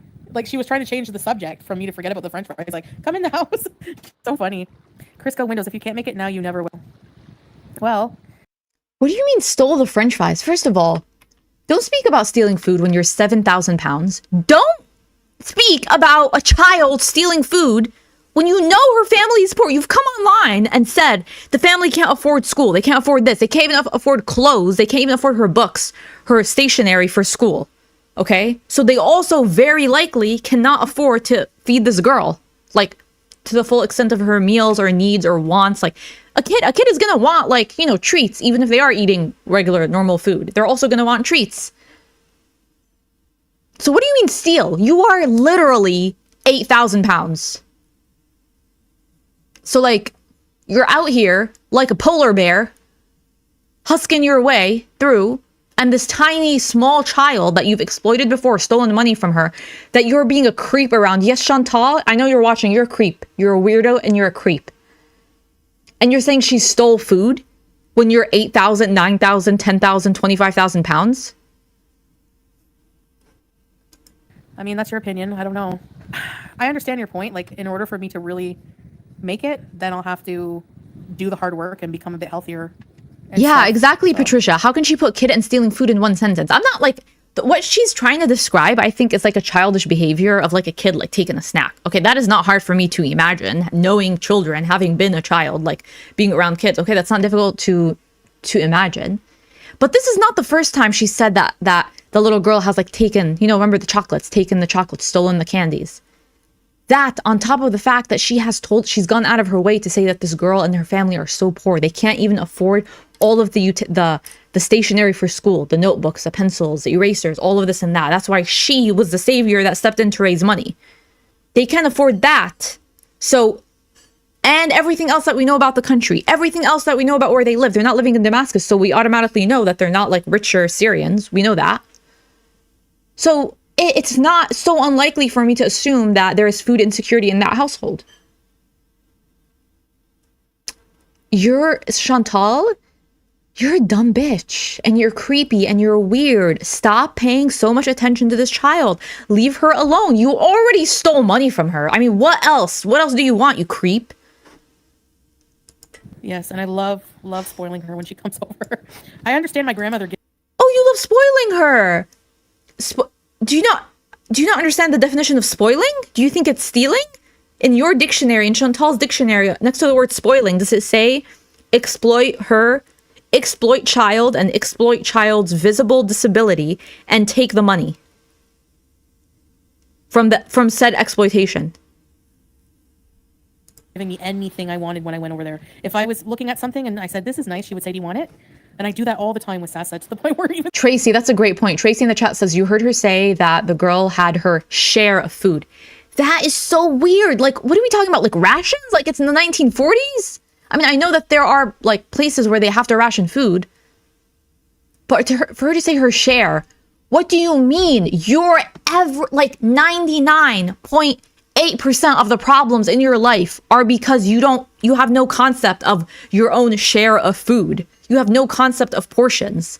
So with what audacity are you speaking on this? With what? The parents are like, no, give that back to Miriam because they don't want to spoil her. They want to teach her manners. They want to teach her, you know, you can't have everything you want. It's not good to spoil your kids. But I can't help it, man. My grandma spoiled me so bad. It is just so weird. I'm a brat. It is just so weird. It is just so weird that she spends so much time talking about this child on her channel, okay? It just makes no sense to me. Like, there are literally parent reactors that talk about her and they do stuff on the side and they won't mention their kids. Like, it just won't come on. And that's their own kids. Can you imagine, like, you're coming on live streaming or whatever and your kid just, like, drove you crazy and you don't even mention it? Their own kids that live in the house with them. They don't even mention. Why is she, like, so fixated on this? Freaking weird. But yeah, I'm hungry. Where's my food? You would be so good working with people. And then ends all of that. Ends all of that discourse about that girl and how she stole food. when there's so much food insecurity in the country, in the village that she's living in, there's so much instability. The girl comes from a poor family. She stole money from them. I'm hungry. Where's my food? You disgusting, big, giant, yeasty beast. That's what you are. You are so sick and so gross. You just make people feel comfortable being themselves. Oh, thanks, Lorena. Maryam is my Muslim name. Whenever I took my shahada is a sandal. Listen, let me tell you, if I was a kid in that neighborhood, and you know, like, these Arab kids are scrappy, okay? If you grew up in a village, you're scrappy. Your parents send you out, you play all day, you like join a little gang. Okay? That's what I was as a kid, running around barefoot, beating up people, getting beat up. You're scrappy, okay? And I see this ginormous yeasty beast. I'm sticking my foot out. All you gotta do as a kid, just trip her once. Stick out your little ankle. Trip. She goes down. She's not getting up. If she goes like this, how's she getting up? How's she rolling up? With what ab muscle is she gonna torque herself sideways and get up? Took my shahada. They ask you to fill out a form to register that you've taken it, and you're a Muslim. And that was such a good Still day. saying Muslim. And Salah and his friend were waiting outside for me when I went in because it was all ladies in there, and they had like a nice Bible gift for me. Why would they give you a Bible? I think she's using the word Bible to say like a religious text, but just say Quran. I think she was too embarrassed because she can't say Quran, so she would say Quran. And they ask you if you want to take a name. That's culture. Yeah, that's how it is. You like the name. He wanted. No, you don't have to change your name when you convert. Like that's not a thing. I mean, yeah, you can. Like oftentimes people will take like an Arabized name. I don't understand that personally because like the Arabic language, first of all, predated the religion of Islam. So Arabic is older than literally the religion. So it's not the only reason Islam is focused around the Middle East and Arab speakers is because that is where the Prophet Muhammad came and that's the language that he spoke was Arabic. But actually the language and the culture and the history of the Arabs predates the religion of Islam. First of all. Second of all, like I don't know. There's no such thing to me as like a name that's Islamic or not. Like your beliefs, your spirituality are like regardless of your name. But yeah, it is like a cultural thing. People will take an Arabized name. It is like a thing, but that's not a legal requirement by any means. It's not a religious requirement by any means. Like I know people that have converted and they just keep their like whatever the name that their mom gave them or their parents gave them. To choose Maryam, so I did. I think it's a nice name. No, they didn't make me burn a Bible. No, what? Why is she laughing at that? What the fuck is wrong with you? Why are you laughing at that? Because you laughing about this is co-signing it. If someone right now in my chat puts something that's like very, very offensive to any religion, any culture, and I read it out and my response, first of all, why am I even going to read it out? Okay, I would just ignore it because like the person's probably trolling. But why would to read it out and laugh about it is in a way co-signing it, because if you don't denounce it, you're co-signing. So why do you think, first of all, it's appropriate to read out a comment where someone says that they make you burn a Bible? What is humorous about the burning of any holy text, first of all? What's humorous about that? Where's the joke? Where's the joke? Explain it to me, Chantal. You dumb bitch. Where's the joke? Obviously, the person is saying it like, oh, did they make you like, you know, because all Muslims are like so like radical and like extremists, like did they make you burn a Bible? How do you think the Quran came about? Okay, it's version 3. What? It's the revision pretty much of the Bible. Like, but it's obviously a comment meant to be like, to have like racial, xenophobic undertones, which is like, just ignore it, keep it pushing. But then she read it and she laughed about it. So it's like on every end, like, I feel like this is offensive to Christians and it's like blasphemous. And it's also offensive like to me as a Muslim because it's like, why do you think it's funny? Like, what's the joke? That like, it's assumed that Muslims like burn other people's holy texts? Why are you laughing about it? Like, oh my God. You know that Islam and Judaism and Christianity. I don't know what she's about to say. But I'm already worked up. Look how red I am. I'm worked up. We're about to get theologian Foodie right now. Foodie the theologian. All come from similar beliefs.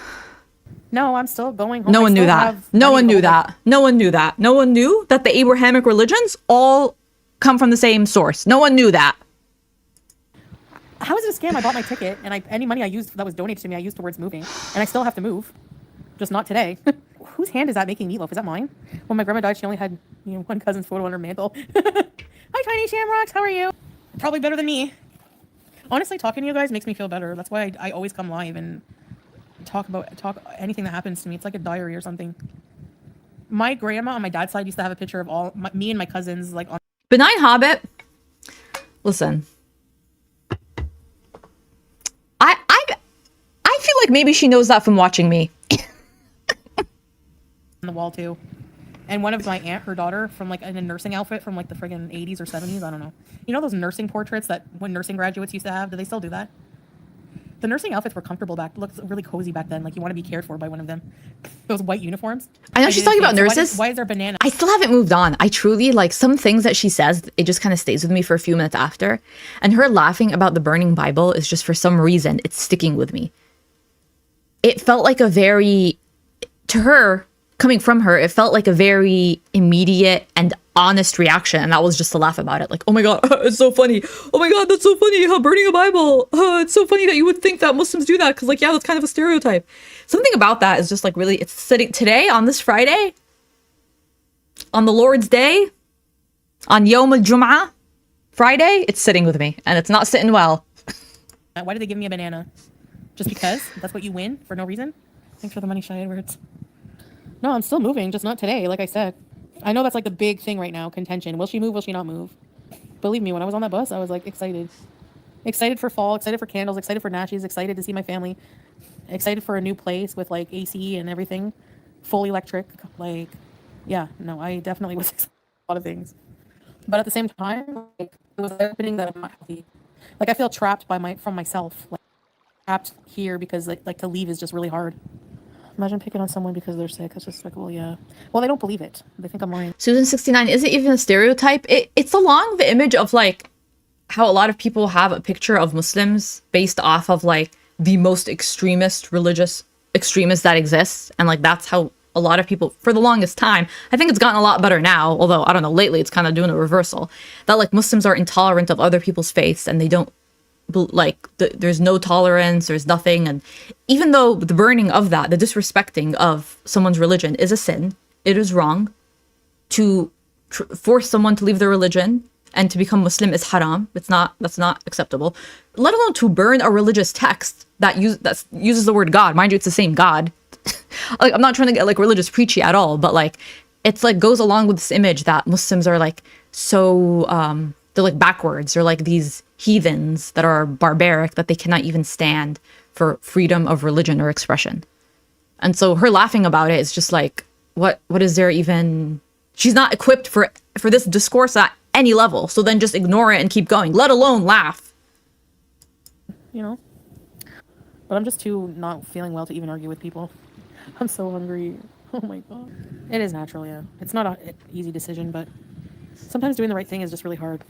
But I just like what is stupid is like people like don't know the definition of scam. Like literally, if you ask for money and you don't use it for its intended purpose, okay, fine. But whatever. I don't think I could ever change a tire. I would have to ask somebody. Do you hear the kids screaming? Polly Jean, I forgot about that. Polly Jean. I forgot about that. That's crazy. Oh my God. I forgot about the context of Salah and his poo-poo. That's major haram. Yeah, that's major haram. Yeah. And Jesus was a prophet. Like, he is a prophet in Islam. He's to be respected and revered. And, like, we honor him. And I mean, it's Dumb and Dumber over here with them too. So I'm going to see a doctor and I'm going to figure out when I'm going to leave. And I'm not going to lie. I'm dreading the journey. Like, I need to like really just take my medicine consistently, whatever the doctor says. Eat as healthy as possible up until the travel. It's like a vicious cycle because like... So what, in 2 weeks? In 2 weeks, she's gonna reverse? I don't understand. Like, in 2 weeks, she's gonna reverse all of her health issues and be able to go back on the plane? I'm kind of using food as comfort, if I'm being honest, like because of the... So like, how? You're using food as comfort, but you never got hungry, but you're hungry, but the little girl stole food, but you're gonna reverse? How emotional it is, like more emotional than I thought it would be. Like, okay, so we're not compatible. And Julia's going to be okay with Salah. So why is it so hard? Like, why is it so emotionally hard? No one filmed you when you fainted. I don't know. I really didn't notice. All I noticed was people staring. They could have been filming. So if you see anything on the internet, I do set timers, but like, okay, so yesterday I passed out. Oh wait, is that food? Yesterday, my timer, my alarm went off, and I was in the kitchen, and I heard Salah go, "Your alarm, your brain pill. Take your brain pill." And he knows me. He knows me well. He knows that I like forget my meds. So he said it like several times, and I still forgot. It's hard to let go of the dreams you had. Exactly. It's letting go of what could have been, what you thought was going to happen. It's like you're like grieving that. Did he leave his wallet and money here? How's he going to pay for my food? Now I have a bad headache. Oh, I passed out on the bus that takes you to the plane for like I think a split second. It felt like that. And So how did she end up on the floor if it was a split second? You know, I mean, you can, but you just like come to. So you're telling me she went from this to this and she didn't take anyone down with her? Okay. Give me a banana and juice kit, and they recommended I don't fly today. So I have to rebook my flights, and I have to go to a doctor tomorrow to make sure I'm okay. Basically, that's the nutshell of it. So here I am, stuck. But on the bright side, on the flip side, I'm kind of happy to have another day with Julia. If I'm honest. What did he get me? So hating each other will be inevitable. You know, I understand, like, okay, ladies. Barbara, I think he's going to get roasted. Okay. I'm a lady. I'm listening. What? What do you got to tell me? What advice can you give me? Which is not healthy, I know. I can't find my compression socks. I thought they were brought from... What were you telling me? Do you ever just feel like men, you just wish sometimes they were a little more... They're kind of like not emotionally, you know? Women are so emotional and men are not, well... I don't know, I don't like to generalize. What is she trying to say? She said ladies and I stepped forth. I stepped forward. What are you trying to tell me? They can be, though. He wants to bring chicken, but I want roasted, but he wants to get the grilled chicken. So maybe I should eat the grilled chicken, I guess, eh? It's probably healthier, but... It's not a bad thing that they're not emotionally intelligent. You know, wet scrape, like, in a way, it makes them more attractive. Like, I know it's weird, but... Okay, I think what she's trying to tell me is... I think she's trying to say, Falafel, don't you wish that men were more emotionally available than women? To which I say, I've met a lot of emotionally unavailable, you know, non-good emotionally or responsive emotionally women. So I don't know if that generalization is fair. And maybe it's just the man that you're with. Maybe it's just the man that you're with. How about that? I wouldn't want one who's, like, dramatic. Jamie, all of this started between morning and afternoon Yom Kippur services. I had such a hard time going back to services. Oh my God. I can't even imagine this being like the in-between.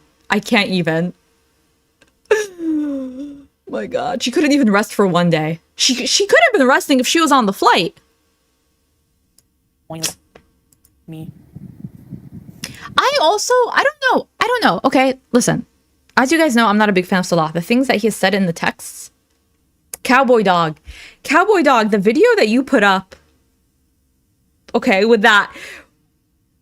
The video that you put up with the Twilight music, you knew what you were doing. You knew that you were just going to get us emotionally caught up. And boom, what do you flash on the screen? The poo-poo text. You guys, you have to go and see Cowboy Dog's video. That she put up, was it like 2 weeks ago at this point? Because that, I think that when I saw the text from Salah, my brain kind of like blacked it out. It was like, okay, I don't need any more of this. And then every time I see them again, I'm like, whoa. So I have all this to say, I'm not a fan of him at all. But he doesn't seem as emotionally unavailable as some other people. It seems like he really listens to her. He gets, if anything, too over-involved with her and the ladies' chat that the Beezers have. So I don't know. He doesn't seem... I don't know what she's trying to describe him as, but... He doesn't seem like what she's describing. He jokes in stressful situations. Like, sometimes I laugh in situations I shouldn't, but... I really hate exercise, and that's my problem. I gotta, like, learn to love it. I need a snack or something. What can I snack on? There's donuts. No, that's not healthy. I don't have anything healthy in the house right now. And we have no more gas. We have to fill up the gas tank. No, I didn't see Amberlynn's stream, no. She's not live anymore. She stopped live streaming, I think, like 20 minutes ago. If someone can drop a link to that Cowboy Dog video in the chat. Yeah, no, she's not still live. I know most people want me back in Canada. I know. I've gotten a lot of support about that, you know? I'm not gonna, like, unpack my suitcases. I'm just gonna, like, oh, teardrop. Go figure, I know. I don't even bother commenting on anything anymore. It's always the same hounds. Leaving, you know. What's wrong with hounds? What's wrong with hounds? I adore hounds. I love hounds, okay? I love their smell. I love the way they look. I love how mischievous they are. I love that they follow a scent. What's wrong with a hound? Although I probably shouldn't even give a crap and just never look back. I'm so like tired and hungry. Wait, she just I don't know why I'm like my response rate is so like delayed. She said she's gonna snack on donuts. That's what I'm gonna be doing tomorrow. I'm gonna be snacking on the best donuts in the world. I've said on my channel before, I think somewhere in my comments where the best donuts in the world are. And I'm going to get them tomorrow. Any guesses? Where are the best donuts in the world? I don't even honestly like the thought of an airport right now makes me want to barf. I hate But not airports. eating? I wish I could teleport to Canada. They always say that when I know. They can't comprehend kindness. Tell what it is. Anybody who defends me is me. And there's like usually only like one or two people. Like it's Susan 69, not Dunks. I love a Dunks. I love a Dunks. But Dunkin' Donuts are not the best donuts in the world. so unbelievable that there's like one person that might not think like them. You know? Do you think I'm not using your real name? Hey Lily. Honestly, I never really thought like I also just realized that like I'm live streaming, so I can't actually say where the best donuts are because I'm gonna be there tomorrow. And it'll dox me. That's funny. I thought it was kind of weird that like I didn't even get asked which name I'll tell you after I get them, I'll let you guys know. want to go by. Like he just kind of introduced me as that. If if we chose that name for me when I took my shahada, I'm supposed to use it. You know what I mean? What? When you No. like, convert or revert or whatever. What are you talking about? Oh, I don't know. I mean, I like my name too. So, imagine how just imagine how confused I am like with my identity right now. I no Muslim women don't take the names of their husbands. Islam is very big on the father's lineage, so it's important for you to keep your father's name, which is also why whenever you adopt, you cannot change their name. That's true. That's true. In Islam, it is forbidden. I mean, some women still do it. It's not like you're gonna go to hell for it. I don't think. I don't have the inside scoop on who is going to hell and who isn't. But I can't imagine. Okay, my God wouldn't put someone in hell, you know, for what they do with their name. But that's true. Like, it is not recommended that women take their husband's last name. I didn't take my man's last name because it's like, I'm me. You're you, and I'm me. So that's true. But it doesn't apply to her because you were never even really married. You don't become their parents, you become their guardian. Oh man, what can I go freaking get in the kitchen? I have olives. That's interesting. I'm gonna have olives and bread because like, who knows when he's gonna be back here? I'll be full. I won't be full. I mean, when he gets back. I have not had a single thing to eat. I should take my blood sugar now. Where's my machine? Hi, baby, there you are. You're hunting bugs, aren't you? Oh no, we have no gas to heat the bread. Oh, we have some gas. It's not delicious. It is delicious. I also have booza. Booza. Booza's ice cream. Melting. Polly Jean, I for the longest time did not like donuts at all. I don't generally like or care for donuts until I went to this one donut place. I'm gonna vlog it, and I'm gonna put it up on my second channel, so you guys will get the scoop. I tried Voodoo Donuts when I went to Portland. They were fine. Ugh. I can show you my luggage tag. Actually, Feckin, why don't you check my thumbnail? It has my travel date on there, which is today. And yes, I have a travel tag. So, you joined just to say that? You're abusing the Beezers is imaginary, by the way. That's why you're stupid. Bye. People make themselves mad with bullshit. That's not even true. I was supposed to leave today, Tracy. Do you guys feel abused? Like, abused how? Like, what? Excuse me? They come in here asking for proof. Okay. And that's exactly for people like that, even though I shouldn't appease them, I mean. That's why I put that as my thumbnail. I knew that was coming. I'm going to see a doctor tomorrow, and then I'm going to, after I see him, rebook. These people would have you submitting... Frankie Flower, I took my husband's name. I was sick of my last name being Smith, and I cut my dad off years ago. Yeah, I have heard of people changing their last name, or like both people in the relationship will take up a new name or something like that, just to, like, for their own family. I like when people do that. It's a good idea. I think it felt important also for me to not change my name because my name obviously is like it's a Palestinian name, first and last. Well, no, the first name is just an Arabic name, but and my husband is not from that culture. So for me, it felt to me like an erasure, an unnecessary erasure of identity that I wasn't willing to give up. And there was a time where I thought I was going to become a doctor. Okay, not a medical doctor, but a doctor. And I'm like, I want to be Dr. Me. I want to be Dr. Falafel. So that ship has sailed, and I still have my name. So Letting urine test every 24 hours if I could. I said my goodbye to Julia, and then I came back and I was like, this is gonna be like ripping my heart out again. my last name is Smith. It's Falafel Smith. Can you imagine? Dr. Me. Next time I leave. It is not Krispy Kreme, okay? The Krispy Kreme propaganda doesn't work on me. It's decent. I hurt my my left hip and my knees are hurting. For some reason. Ready, set, rebees, Missy Mad. Let me come get abused some more. Yeah, it was weird. It's just like the feeling of like, I wonder if that's what people get abducted with the missing time feel like. You're like, what the hell? I was just standing. And now I'm not. Why feeling. did she... I do have to spend more money because I have to pay a booking change flight fee, which I already paid, to change to this flight, but that's okay. I'm not asking for more money. Why did she like go there? Oh, this is how people get abducted. I got some generous donations, thank you. I'm eating bread and olives. That's all I have right now. And Salah is gonna get some. Oh, she's still waiting for the food. I'm like, oh, the food arrived. She's eating. She's like pre-gaming.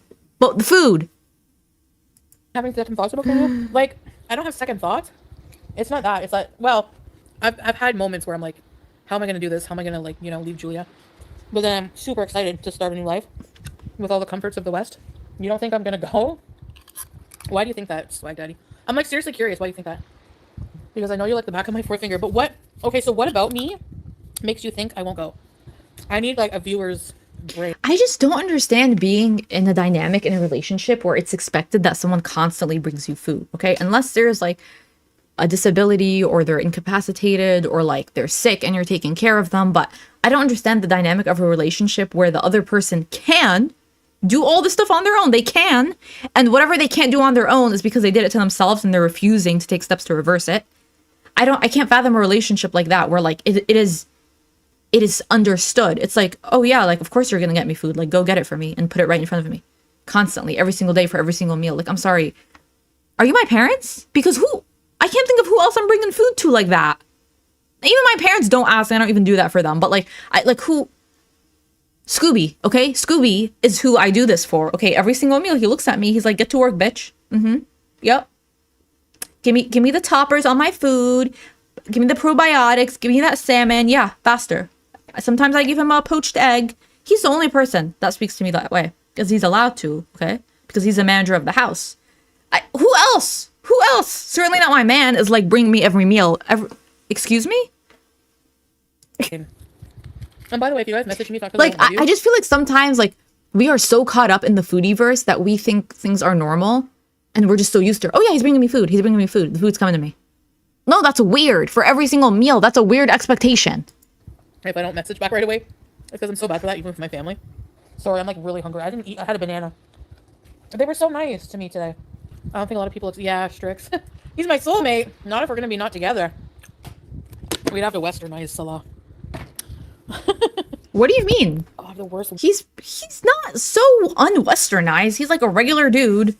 Like, I don't know. And also like the Middle East is way more homogenous than Canada and the US. Like he would fit in. I mean, you plop him anywhere pretty much for the most part in the US and like no one's like blinking an eye. He just looks like a regular dude.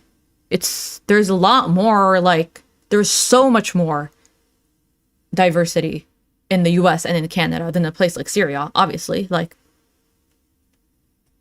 wicked as freaking headache. Oh my gosh. And my knees and hip are killing me. I'm such a mess. I hate it, honestly. You guys have to watch it. Imagine I have to live it. Like, so the airport now, I think about it and it's like super traumatic. I just, I don't know what I'm going to do. How I'm going to manage. Like, I wish I could be like drugged to go, but I can't. You know, whenever I would get on a flight in Canada, I would take like 4 gummies to help me with my anxiety. The problem with is Scooby a gentleman? I don't know. Scooby's got a mouth on him. Scooby is definitely royalty. And let me tell you what, he has that attitude as well. That is, all of a sudden, I'd be standing in line to check in, and boom, I would be like, freaking, I hate to talk, I feel bad talking about it because I know it's bad, but I would be fucking baked. I would go and get like a bag of chips and beef jerky, or I would go eat at St. Hubert's and just like totally pig right out. Oh yeah, because it's legal there, so I would just eat them and then throw away the wrappers before I get through security. And when I see the doctor, I'm gonna ask him that. Can I have an anxiety pill? I don't know if they give that here. They're really against anything that alters your mind. You think it's because I didn't eat? Yeah, normally I don't like eating when I travel. I'm too nervous. I don't want to have the runs. I'm clenching my, double fisting my Life Brand anti-diarrhea. Also, Tracy, Qatar is like 2 hours. Canada is a 30-hour journey. Yeah, so I usually just wait to eat on the plane, but I think it may be because I didn't eat and I took 30 units of insulin. I mean, it's only a 30-hour journey because you select the time of the layover, but it's not direct. It's like 15 hours. If there was direct, now there isn't. But you take 3 hours to Doha, then you get off a plane. I guess the whole journey can be, it could be 30 hours depending on your layover. Exactly, Sugar Cookie. I pay all the bills and my dog lets me live here. Yup. Exactly. Benign Hobbit. Do you need to get blocked? I've heard Bassets are a stinky breed. Is that true? Benign Hobbit. Are you trying to get blocked? How dare you? How dare you perpetuate that stereotype about Basset Hounds? They don't stink, okay? Yeah, they smell like Fritos. Yeah, they smell musty and sour. Is that a stink? Is that a stink? Well, depends who you ask. I don't know. I don't know what to tell you, Benign Hobbit. They do have a unique smell. Okay, in all seriousness, they have a unique smell. They smell like a horse. To me, Scooby smells like a horse stable. And they're not really supposed to stink, honestly. Like, if there's an infection, like, because they're prone to ear infections, that can smell really bad. But if they're healthy and there's nothing, going on, then it should just be like that horse stable, doggy smell. Yeah. So it shouldn't stink necessarily. Now, to me, Scooby's smell is the finest smell there is. Like, I literally, like, I'm sure there's like books like about this, but like when I smell him, it just like, it does something in my brain. Someone hook up my brain and then let me smell Scooby. And it's just like, it's like heaven. Like, it smells like heaven to me. Like, when I die, hopefully I have the honor of going to heaven. And I just want that I just want to be able to perceive the smell of Scooby in heaven. Like, it just smells so scrumptious. Yeah, they won't give you that in Canada. I know. It's so hard to get any kind of benzos or whatever. Well, some argue it's not, but I know, in Islam it's very frowned upon. And, I know drinking is, and any intoxicant of the mind. I mean, if you're using it as medicine, some people might argue. Now, eating a whole wheelchair is not medicine, but when I was taking it to take a flight for my anxiety, yeah. No, it is haram to take substances that alter your state of mind, which is why, like, alcohol is haram. Although, honestly, I've read things that, like, alcohol wasn't actually haram in the Quran. Like, I don't know. I don't know if I'm interested in getting, like, all, like, historical. But there is speculation that it wasn't really banned. It was initially, like, historically only banned during the Prophet's time when people went to pray because people were showing up, like, crunk. And it's like, how are you going to pray if you're crunk? I don't know. This is my version of Islamic history, which is maybe not super accurate. But yeah, in general, things that alter your state of mind are looked down upon. But if it's medication and you need it, then it's medication, you need it, and you need to take what you take, and there's an exception for that. Lotus Prozac, game changer. Oh, really? Wow, very good. I'm glad you found some. Maybe tiny shamrocks, but I didn't think, because I never have low blood sugar, that I would do that, and then, it would last. I'd be on the plane and I'd be like so weirded out, like, whenever I would be so. Bing, that's such a beautiful description. My girl Boo was a boxer pointer pit mix. She smelled like tortilla chips and a meadow on a summer's day. That's so beautiful. Baked, and I'd be so weirded out looking around at everybody that, like, people go out of their way not to look at you or talk to you. It's like, aren't human beings weird? It's like, just because someone's a stranger, it's like very weird antisocial behavior to talk to somebody that you don't know. Like, you know what I mean? Wait, what? Wait, I'm sorry. I'm zoning back into her. I would be so baked, then, maybe tiny shamrocks, but I didn't think, because I never have low blood sugar, that I would do that, and then, it would last. I'd be on the plane and I'd be like so weirded out, like, you know, like when I would be so baked and I'd be so weirded out looking around at everybody that like people go out of their way not to look at you or talk to you. It's like, aren't human beings weird? It's like just because someone's a stranger, it's like very weird antisocial behavior to talk to somebody that you don't know. Like, you know what I mean? Like, what the hell is that?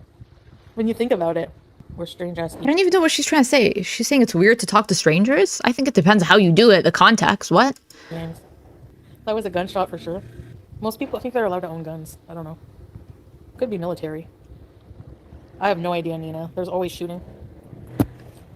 Like always. Hold on, let me message Salah.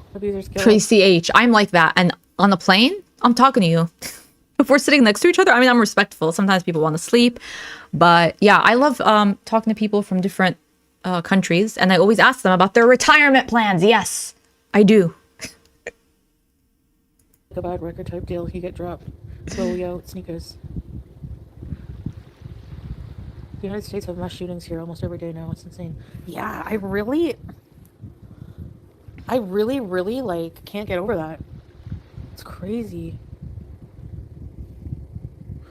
So sad. I don't know what makes people go ape shit at Tim Hortons, but probably mental illness issues. There's a lot of mental illness issues that go untreated, undiagnosed. The Mormon church, yeah. So much hatred. You know, if someone's not like you don't believe what they believe. It's, you know, it's dangerous these days. I want to visit. I want to tour all the states one day. I'm not even kidding. It'd be so cool. I bet you. So you think you're gonna right now in this climate, you think you're gonna go up to Border Patrol? You're landing in JFK. They're gonna open your passport. Cuba, Kuwait, Syria. Oh, you spent a lot of time there. Then you left. Then you came back. Then you left. And now you're here? You think the Border Patrol is going to be like, yup, checks out, you can come in. You think they're going to let you in with those stamps? And then Thailand on top of that? I'm not saying there's anything wrong with these countries, but right now they're going to look at the story, okay? They always like identify certain countries with like certain like, okay, what's the country that's for drug trafficking? What's for this? What's for that? The story that your passport stamps tell, I don't know. It's not looking positive for you right now with the Border Patrol. I have a beezer, at least one beezer in every state. Benign habit. Man, I really missed an opportunity. Like, why did this have to happen? Now I'm further away from Nashies.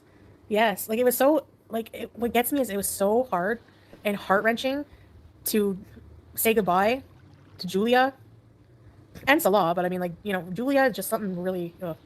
And then to psych myself up, pack everything, psych myself up to go to the freaking airport and mentally prepare for the journey. And I don't think I was able to mentally prepare fully, apparently. But based on the level of panic in my veins when I got there. Mind you, Border Patrol asks her, okay, we're in Syria. And she's like, da-da. They're going to be like... Baby. If I fainted on the plane or had a medical emergency on the plane, they would have to reroute the flight and land. And then I'd be like, oh my gosh, who knows what hospital I'd be at without medical insurance. And like, just the thought gives me panic attacks. Yeah, they would have had... They're very finicky. I find about that. Yeah, not well, Harley Quinn. I can't leave tomorrow. And it's out of Damascus. There's only flights at certain times. So who knows when I'll even get to see the doctor. Like, I don't even have an appointment. We're just going to go there. All the passengers would have been pissed. Yeah, I know, Teardrop. For sure they are, yeah. As if, like, my life is a game. Hi, Daniel. Whatever. More time with Julia? Maybe. It was so awful, like, feeding her. I'm like, this is the last time I'm going to smell your stinky Toonie Toon. Oh, her Toonie Toon. I feel like I would live in a bog just to be with her. Baby! Like, honest to God, I was so... It is, yeah, Pumpy. Like, emotional roller coaster with health conditions, yeah. I feel sore a bit. Probably from where I, like, fell down. And then tried to get back up. And then I have a bad headache. And some dizziness. That's so resilient. No, it's me that's not fine. I love her. Two in a breath. But basically, I was so bummed out when, like, I got back in the car. Well, not to be mean, but I was, like, bummed out because, like, was pretty excited, picturing, you know, everything. And, but I also felt a bit panicky, probably because I wasn't as prepared. I thought I had so much time to prepare. And I had to leave not even 24 hours after reaping. That's, I don't know, fuck, like. And then the only thing I thought in the car was that made me happy. I was like, oh my gosh, I'm gonna see juice. Actually, I forgot to check my blood sugar before I ate. I wanted to see what it was after pretty much only eating a banana all day, and that was earlier, hours ago. Oh man, it was such a long drive because there's one road that's, like, so full of potholes that it was awful. I get so excited about coming home. Yeah, I know, Nabi, because I get to see my cat. Same can be, like, usually, like, if we're somewhere and we're about to leave, a vocal cat, I'm like, Smokey. I don't know, he's bringing me to eat if he ever gets here. His two friends came to pick him up, just for a walk, like unexpected, and he said, I'll pick you up something to eat on the way back, but I won't be long. Yeah, right. His, like, won't be longs are, like, you know. Anyway, I can't complain. He did a lot of driving for me today, back and forth. Stress raises your blood sugar. I feel like my blood pressure must be, like, I've had this, like, awful headache all day. Oh, why is he, hold on, he's getting my order wrong. I keep asking for the roasted, and he keeps telling me he's bringing me the grilled chicken. Is he That's definitely some kind of like a control thing for her because she can, if he's going out to hang out with his friend and she's like, okay, well, my meal depends on you bringing it. And he's like, okay, but I'm hanging out with my friends. That's the primary reason I'm leaving the house and I'll bring it when I bring it. She has a constant excuse to like text him, call him, hey, where's my food? I'm hungry. Where's my dinner? Where's my food? I need a meal. Oh, are you not getting me my meal? About to hear me, he's probably like, no grilled chicken. You know when you just don't feel like eating just a piece of chicken, like it has to be breaded. Grilled chicken is boring. It comes with fries, so I mean, what's the point? Might as well eat. I know I'm awful. Oh my gosh, man. I don't think there's gonna be anything in my life harder to do than stop eating junk and just getting right with food. You know, I really don't. It's like my best friend. Easier if you're on Ozempic. Oh, Ozempic. Yeah, but Ozempic is getting sued, isn't it? I don't want to go blind. Is that true? 666 people. So my suitcase, I brought an abaya with me, and some hijabs. And I'm gonna be honest with you guys.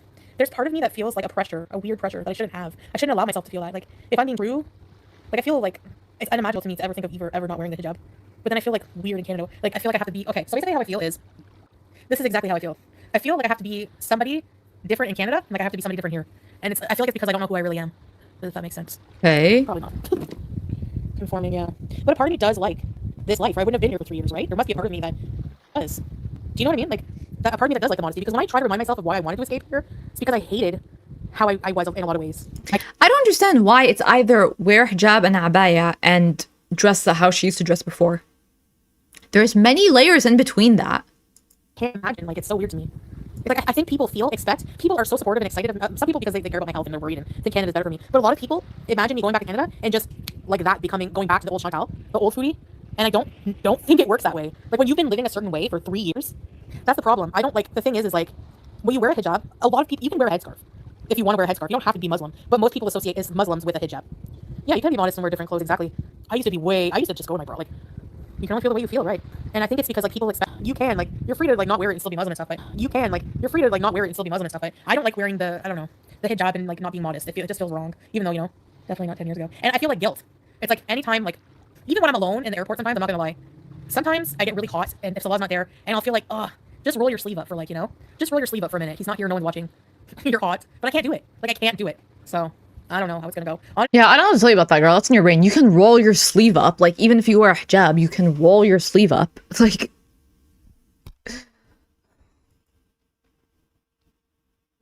I can't tell you how I'm gonna feel. I know most people don't have their life together, but I really, really don't. This is chaos. No. Come comfort me. She's nowhere to be seen. She didn't even miss me. Why do I care? You only care when I treat. I feel like my ups and downs with mood are not normal. I feel like, I miss being silly like that. I do miss those things. I want to go to a haunted house. Once you pay your home off, it should stop. Yeah, what the hell is a property tax?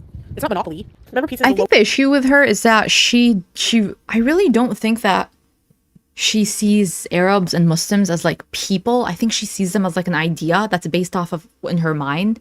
So when she makes statements where she says like, I can't be silly.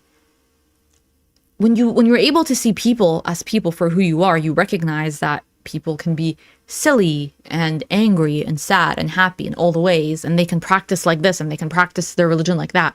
She doesn't see that. She has like a very narrow view of Arabs and Muslim, and like if it doesn't fit into that view, then she doesn't understand how to be that way. So she's like, I can't roll up my sleeves, I can't be silly, I can't make jokes. I don't understand, what is the relation? So like Muslims are not silly, they don't make jokes, they don't show their arms, like what? She has such a narrow view based off of whatever weird amalgamation of like stereotypes and images that she's seen about Arabs and Muslims. And you would and like, I don't blame her for that initially, but you would think after all the years that she's lived in the Middle East that those stereotypes get overwritten by like real interactions with real people. Because I'm not gonna blame her if she doesn't know. But then you live there and you meet people and then you're like, oh, okay, yeah, they're like this, they're like that, they're like that. But that tells me that she never really interacted with a whole lot of people. Because how are these like thoughts and assumptions and images not getting overwritten by like reality? Voting for Fusilli. I don't know why they hate Fusilli, but what's infrastructure? I'm done. Nice. Yeah, that's one good thing about renting. It's like they want to punish you for owning property. And by the way, somebody bought me, remember when I was in Kuwait for my birthday, somebody bought me a Starbucks card? Well, guess what? I still have it on my Starbucks. I still have it so I can use it when I go there so we can Starbucks. Anyway, I'm happy.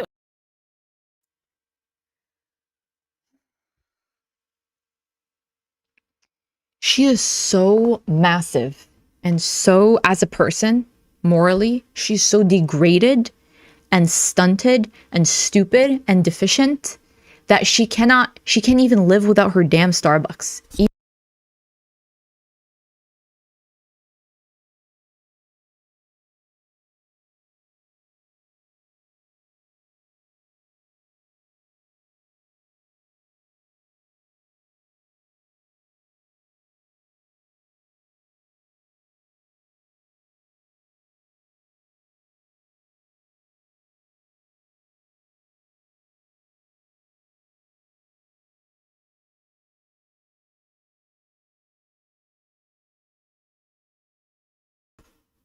Oh, I wasn't muted. My mic just like unplugged. Okay, I'm back. We're back in business. What was I saying? Oh, we're back in business. She was talking about Starbucks and Beezing. Oh, something Starbucks. Okay. What was I saying? She's so ginormous and mentally deficient and pathetic and weak. Weak-willed, no patience, no sense of self-control. If a community that you claim you have identified with or care about, if they have told you that this is something that they are boycotting, I don't understand. I don't understand why that's difficult to follow through on. Now, if you don't give a shit and you outright say, I don't give a shit, in fact, I love, and I'm oppositional to the boycott, then that's a different statement. Then just say that. Then come out with your full chest and say, I'm not going to boycott it because I co-sign X, Y, and Z. So I don't get it. Like you literally cannot live without Starbucks. You just can't live without it. I don't understand. What's going to happen if you don't have it? You can't go to Tim Hortons. You can't go to any other coffee shop. Like, what is your point? What are you... At the thought of these things, but then I think of the leaving part, and it just makes me sick to my stomach. Knowing the travel journey, knowing leaving, saying goodbye to Julie again. Well, she doesn't act like she's gonna miss me. Where is she? You ungrateful? She's probably hunting. Are you and Salah getting along? Yeah, we're getting along. I mean, when I'm not flipping out. No, he's admitted it. It was not easy saying goodbye today. There were some tears. Being so impulsive really does mess with people that are in your life. Like, mental illness affects the people around you, and that's one of the hardest parts. Because you don't mean to. My mom has bipolar, and she can be like... Do you know, like, there's so many people that think I'm bipolar? And, like, the thing is, like, if I have something other than just depression and anxiety, which is a lot, I need proper assessment. She's just such a bigot. She's just like so... That's even why when she came online wearing a kufiya, talking about Palestine this, Palestine that. And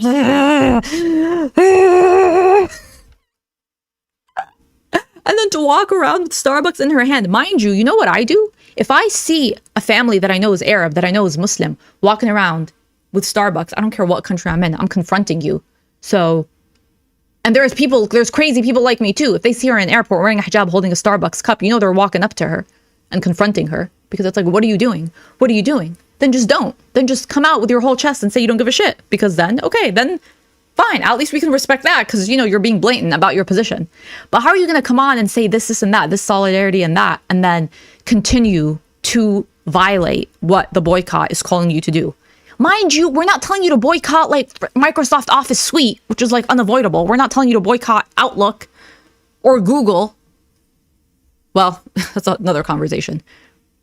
We're telling you to just avoid visiting an establishment of which there's many other alternatives for it. Really strict? Oh my gosh, no, I don't want schizophrenia. Sometimes I'm paranoid and sometimes I hear voices, but it could be people outside. But it sounds like it's in the hall. So many people, like, people especially who deal with people with bipolar, just, like, seem to That would be, like, in my last live stream, you guys were telling me about Chick-fil-A, which I knew was a Christian organization, but I wasn't aware the extent to which they fund, like, anti-trans, anti-gay lobbies. That would be, like, if I had that conversation and I knew, and then afterwards I'm like, oh, yeah, well, is that really true? Like, I still need Chick-fil-A. Why? There's so many other options. And also, even if I never had a spicy chicken sandwich for the rest of my life, guess what? I wouldn't die. Imagine that. Imagine that. Recognize that. I'm tripolar. I mean, I would be obviously lying, and it would be weird to say that I don't feel like, am I doing something? Am I going to regret this? Should I do this? But in the end, I think this is the longest I've had my mind made up about going home. It's just, it's not easy getting there, man. Like, it's even worse now. And now that this happened, I'm like mortified. I hate to use the word traumatized, but like it is traumatizing in a way. Like it makes me like fear going back there a little bit. But I know I have to. Like I have to do it. I can't not ever go to an airport again. It can ruin your life being impulsive. It really can. Go with your gut. My gut wants Nashies, so I'm coming home. I'm still trying to figure that out. What makes me truly happy? And you know what? Every time I think of answers, none of them are money. Think about it. It's easy to say that when you've never truly had no money. And I'm not talking about, oh, I blew all my paycheck, so I have to wait a few days to get more. I'm talking about really never having money. Like as a kid, we were poor, but I don't really remember because my mom made sure like other family members probably kicked in and spoiled me. And like when you think about it, it's easy to say money doesn't buy happiness when you have lots of it. You know, when you don't have any. But people here, honestly, they seem happier than people I've met in the West. Like I've never met someone depressed and alone here ever. Not one person. And people have no money here. Most people. Potted meat with crackers. Potted meat. I like the word potted meat. I love that. I mean, I have my crazy moments, which you guys heard last night, which you weren't supposed to. What your gut wants and your heart wants and what my brain tells me I should do. Yeah, they're never in unison, are they? I love giving people little things, even if it's little things. Like buying ice cream for the kids or whatever. It makes them so happy and it's so... Don't be, no, I'm trying not to swear. Money buys happiness. Don't let them tell you otherwise. You can be happy without money, but it does help. That's true, yeah. But there are a lot of miserable people with money too. It's not, you know, the acts of kindness. Yes. That's why, like, it pisses me off. Like, I don't blame people for being skeptical about, like, the Sasa situation, but, like, if you guys could see, even that, like, okay, $1,000 is, like, a lot of money. A lot of money for them. So if you could see how that's, like, really helped them, and Sasa, like, you have no idea. You don't like cussing? Cussing is not good. Like, even here, women don't usually cuss. I don't hear men cuss either. I don't hear people cuss often. I don't think I cuss gas. I think I did in my sleep the other day, and it woke me up because in my dream I could smell it. So gross, eh, guys? I swear. And in my dream, I was in a car with Salah and, like, some other people from Syria here, and then it was, like, smelling up the car. Don't worry, I'm still going home. I'm just delayed, unfortunately. Bye. It's crisscross. I don't even know what I can say about that. I don't even know what to say about that. Well, on that note,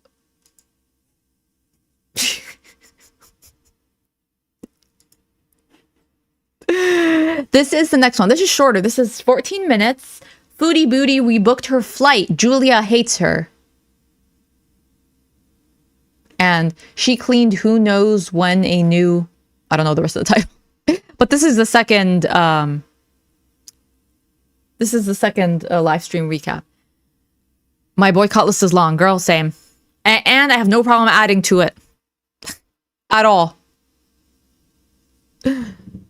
Yeah, and I would rather support local businesses anyways, honestly. Like, pretty much everything on the boycott list is like a huge corporation, okay? I would literally rather go to like a farmer's market or like pay more to support any local business.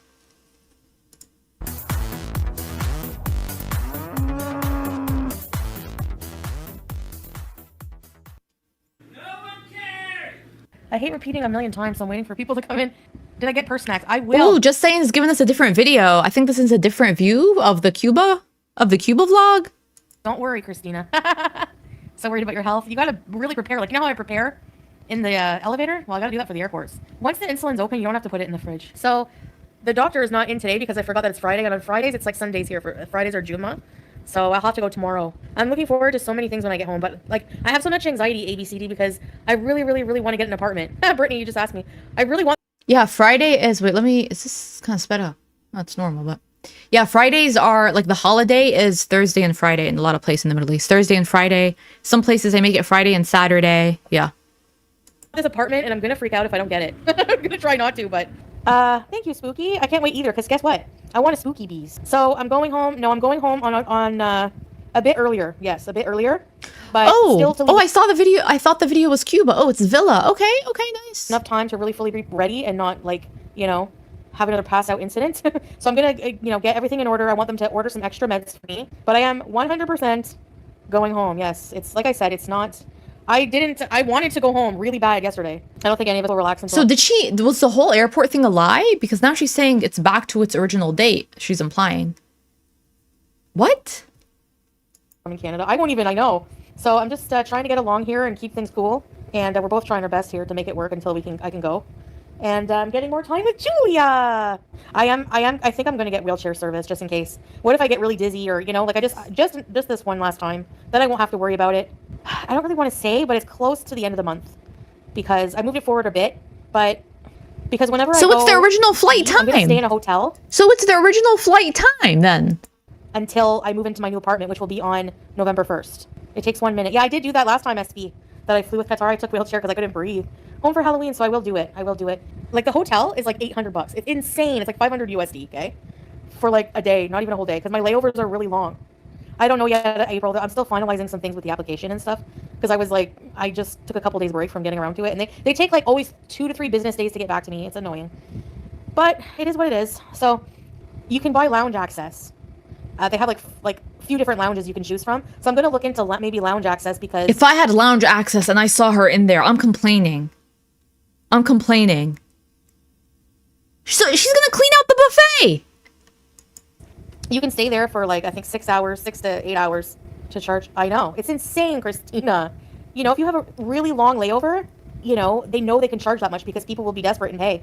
There's no way I'm paying that. I can't. So the lounge is only like $75, and you get to lounge there. They have like lounging seats, big comfortable seats, unlimited food and drink. So I even buy a meal at the airport is $35. So for an extra $40, I can get in the lounge. And it's better. It's way more affordable than the, you know. I'll be more prepared because Salah's got to order my Symbicort, which is only $7 here and it's 120 in Canada. So he's going to order me a few months of that. And I want to see the doctor here and I want to spend more time with Juice. I just want to be ready. You know, I don't want to leave in a haste. And I want to be closer to when I can move into my apartment so I don't spend as much at a hotel. 35. The food at the airport is unreal with prices. And it's not even that tasty. I'm not going to lie. Yeah, I'm not impressed. Might as well airport choose. food is always going to be so expensive. Man, the airport in Istanbul is so expensive. So, yeah, it's just, I mean, it's like a 12, I think it's like a 10 or 12 hour layover. You can't just sit in a chair for that long with nothing. You know, you have to be comfortable. Damascus, yes, and that's right. I'll have more time to enjoy Damascus. I didn't even get to go. Everything happens for a reason. Yeah, I don't know, but that was, I'm going to be like embarrassed if I see anybody that helped me at the airport. I'm not ready for Canadian climate. There's no shorter layover. The flights are very limited from Syria. And I don't want to have to make too many stopovers. I hate that the most. Tasha, I take care of those things privately. Did you hear what happened in Manchester? No, what happened? What does she possibly take care of privately? What possibly does she take care of privately? Sandwiches. I probably could. Ever. But just no meat or anything in them. Maybe I will pack some food. But no, if I have lounge access, forget it. You get unlimited food. I hate flying. It's so stressful. It really is. Airplane toilets. I find they're very clean in the Middle East. I don't know. Cleanliness, especially with bathrooms and stuff. Like, if you guys ever been to the Doha airport, it's like so amazingly gorgeous and clean. But with the lounge, I get that included. There's like a buffet. You can eat unlimited. So watch out. You better hide the canapes.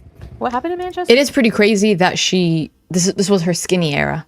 So crazy to think about. It was Manchester in the UK. What happened? Like a shooting or something? I'm not picking a date, but it's closer to the end of the month. Ooh. Yikes. So much senseless violence. He had a fake boom boom. Boom boom. Oh, wow. That's awful. Every day there's something awful, some awful violence happening. Now this. That's too bad. That's awful, YouTube lover. Honestly, I really hate any senseless violence of innocent people like that.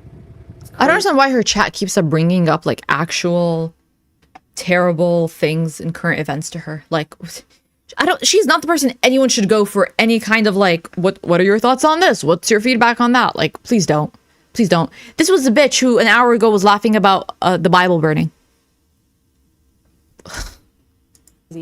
Sorry to hear that. You know, prayers to the families, to the victims. Yes, I am very excited. How are Jews at the UK involved? Exactly.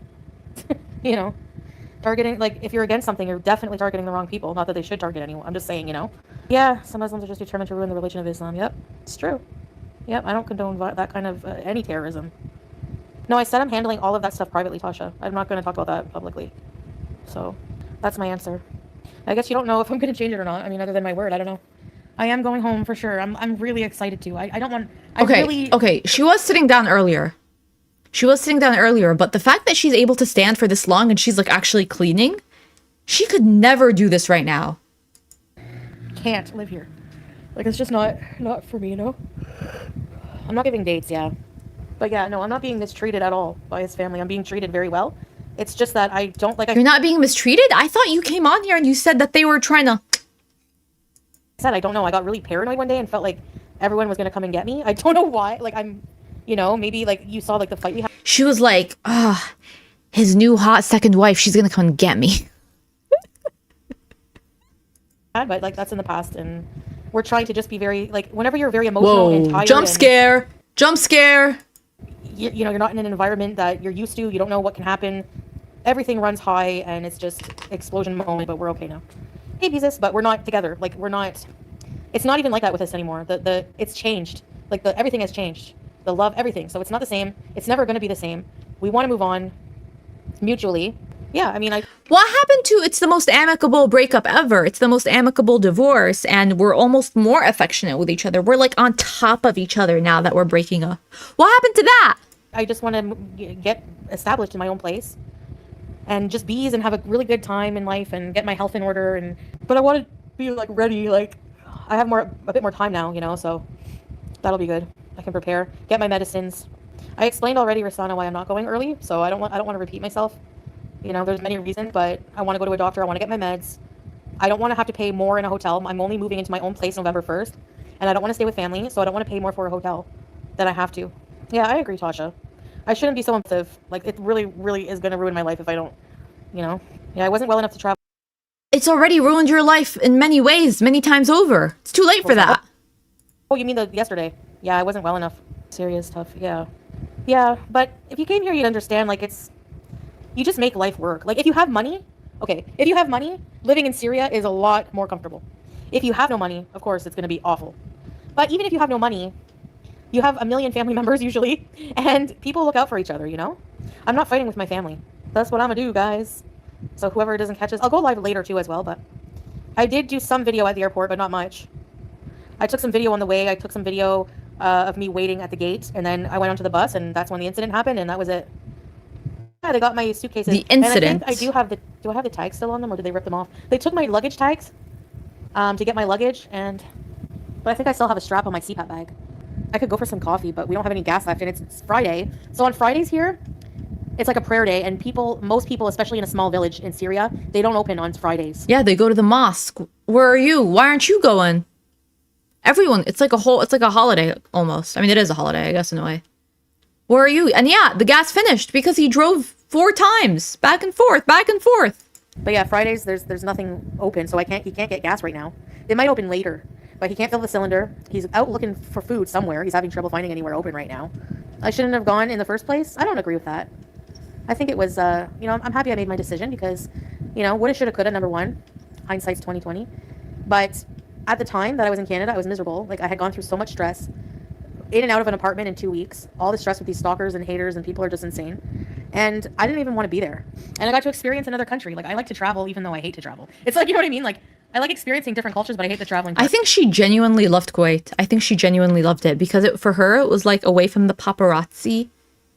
And she literally had access to all of the same stuff. She had the Starbucks, she had the McDonald's, everything she wasn't supposed to get, all the fast food, everything. They have talabat, like the version of DoorDash, everything. Lower cost of living. She felt like she had it made in the shade. The heat was a huge negative for her. But you know what? She just stayed in her apartment and did feeder content. She got so much money. I think Kuwait for her was like exactly what she wanted. And her having to like visa hop, I think that was stressful for her. I don't think she liked that part. But I think in Kuwait, she really had it made in the shade. I think she loved it. And I just love that it was ruined for her. I love that. It's stressful. Usually how it is on Fridays. Yep. I learned a lot from being in Syria, Shania. Any experience is really, really good. Okay, YouTube lover, my family doesn't hate me. I'm not estranged from my family whatsoever. They really have no brain to think that I would not want to stay with my family, knowing how people harass us. Can you not put 2 and 2 together to think maybe I don't want to stay there and put my family at risk?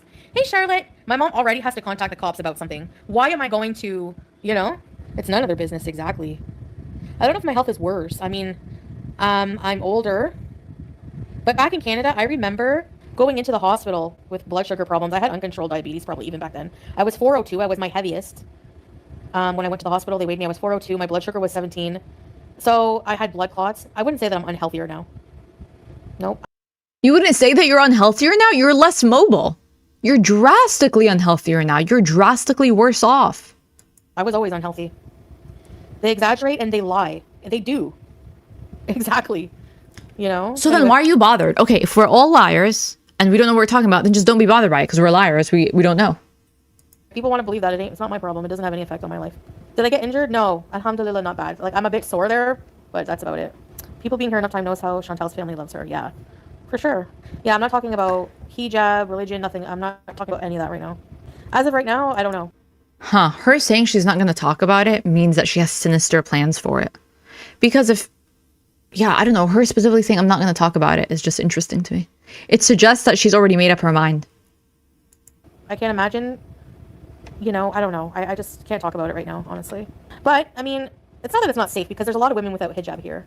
It's just that I don't know how I'm going to feel. Honestly, I don't love wearing it, if I'm honest. Protecting my family from weirdos yes, I'm protecting my family from weirdos by staying in a hotel. Exactly. Like, you don't know the crazy things that people do. It's insane. They'll always try to spin up much drama, right? Like some idiot, literally, like, I don't know. I don't even want to say. I'm not even going to give them attention. Anything that they do offline, contact people, do whatever, it's going to be dealt with legally, and that's it. Oh, really? Oh, really? Because that's harassment. Like, that's literal harassment. If you're always messaging and sending nasty messages over and over, and the police can go right through a fucking VPN. Right through it.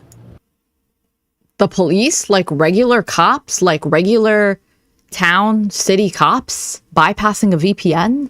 No, most towns and cities don't have the funding for that unless they're like on the investigation team or like the detective or something. They're not going to do that for you. They're not going to use those, even if they do have it, which I don't think they would. They're not the FBI. They're not like I don't know what's the equivalent in Canada. The mountain, Canadian mountain, Canadian mountain police. No, Canadian range, mountain range. I don't know. I'm struggling. What? No, they're not gonna be like, oh yeah, for this little internet case, we're gonna like get our best hacker. Oh yeah, yeah, we're gonna get our best hackers on the case to like bypass the VPN. What? So good luck with that. I'm not giving it attention online. There's no way. That's what people Online? want. Yeah, go read an effing book. You need it. Like, Speaking of book, I started go read a book. She's telling me to go read a book. I'm reading a book. Book content coming up on my second channel. I bought a bunch of books. We'll be getting more books. Right now I'm reading Martyr, which was the 2024 National Book Award winner. Came out, yeah, in 2024. It's pretty good. I haven't read a fiction book in a while. Yes, Royal Canadian Mountain Police. Right? Mounted? No, Mountain. RCMP. Yep. Yeah, so we'll be talking about books on my second channel. And then on this channel, like I said, I have a book ordered on belugas. And so we will be getting beluga education from the book on belugas and whales on this channel. So, okay, read a book, Chantal? Oh, doing it. How about that? Doing it. like you're bored. They need consequences. Yeah, they do. Everyone heard her, so now they know. If reaction channels repeat Exactly. This is part of the repenting to the belugas. that lie going forward, then they are obvious liars. Chantal answered. They don't hear my answer. It's a literal brick wall, YouTube lover. Hey, Lovisa. It's a brick wall. They don't hear what I say. Hi, Nemesis! That's why I'm always frustrated repeating myself. Why don't I sue people? I am going to deal with just getting situated. Legal battles are time-consuming and very expensive. If they were free, that would be a different story. If I was like Ethan Klein and had millions of dollars, oh, hell yeah. And it wouldn't even be about the money. I don't even care. It would be the principle, you know? Supreme Grifter doesn't even care. I don't even care about the money. Expensive suing legal battles and even like going after someone for copyright is crazy. Like, stupid. The person who put a claim on me for using a few minutes of their... I counterclaim that too. And they removed my strike. Goodbye. Like... Wait, someone copyright struck her? Wait, that's so good. Someone copyright struck her? I wonder why she still hasn't copyright struck me, honestly. They're not... The thing is you have to be willing to take these people to court. It's ridiculous. Yeah, federal court. Every YouTuber out there is confused about that. Yeah. Federal court. Let's meet up there in California. Let's go. It's like YouTube says, okay, your videos are automatically copyrighted with us, but no, they're not. You have to register them. You have to take the people to court, get a little copyright lawyer. Like, who's gonna do that for like $100 you made on a video? Like, you know what I mean? Like, even when you prove yourself, they find a tricky way to still put doubt into people. They are evil. Period. Yeah, I agree. I'm watching Squid Game. Salah, he's never seen it. He found roasted chicken. Exactly, Benign Hobbit, and I'm learning more about them, and so we will be discussing it on this channel. I'm serious. And he went to the supermarket, but I have there's no gas. So I can't cook. So yeah, I basically just want to move. I want to come from here to a hotel for like a few days or whatever, or maybe a week, I don't know. And then move to my new place. And then I'll feel a lot better. I'll be sad about Julia, but I'm so sad about Juicebox. But like today, I called her and she went to Salah. Like, she's snobby with me these days. Like, she's so attached to Salah. So why am I going to cry over a cat that doesn't even really love me fully? Whatever. Because you should be able to love them regardless of how they feel about you. They're animals. Like, your love to them should not be contingent upon the affection or the attention that they give you or your perception of that. I'm going to enjoy my time. It's more than desert. Come on. It's a beautiful country. So the water came today. I slept pretty well. We both just passed out. Like, we were both so tired. The water came today, so I washed the curtains, finally. Now, before I go, I want to help him by making sure he doesn't really have to worry about much, because who knows how long it's going to be till a woman's here to help take care of him. You know what I mean? So I want to have all the stuff washed. Nothing for him to do. Frankie Flower, you're at a family reunion. Go and enjoy it. Oh my god, don't put me on speaker. Don't. What kind of food you guys are having? What kind of food? What's the spread? Fresh start when I leave. You were serious about Julia, but joking too. Reaction channels will act offended by that line and spread it around. Like you said it maliciously, lying ass pathetic cows. Yeah, of course they will. Who cares? Like I said, at this point, they're just like freaking out to themselves. Like they just gather and freak out over every little thing. If they want to live their life, I don't even hear anything they say. Like, who are they talking to? Like, who cares? It doesn't affect my life. Like, it's so weird. Realistically, who in life, what even, I'm sure, like, the most horrific person in the world didn't do everything wrong 100% of the time. His family will help take care of him. Yeah, true, Jan Pete. Sorry, there's a mosquito on my wall I'm trying to kill. Okay. What is she ever even talking about? But you know what I mean. I will not leave, like, anything a mess. All the stuff that needs to be washed will be washed. I did clean pretty much yesterday, but I didn't have the... Interesting. I actually didn't even have a thought that she would leave the place in the state of disarray. But now that she's saying it, now I'm inclined to think she will. Where'd she get this idea from? That's the thing, like, before, like, I was like, oh no, I don't have time to get my meds. I don't have time to wash the curtains. But the curtains are washed.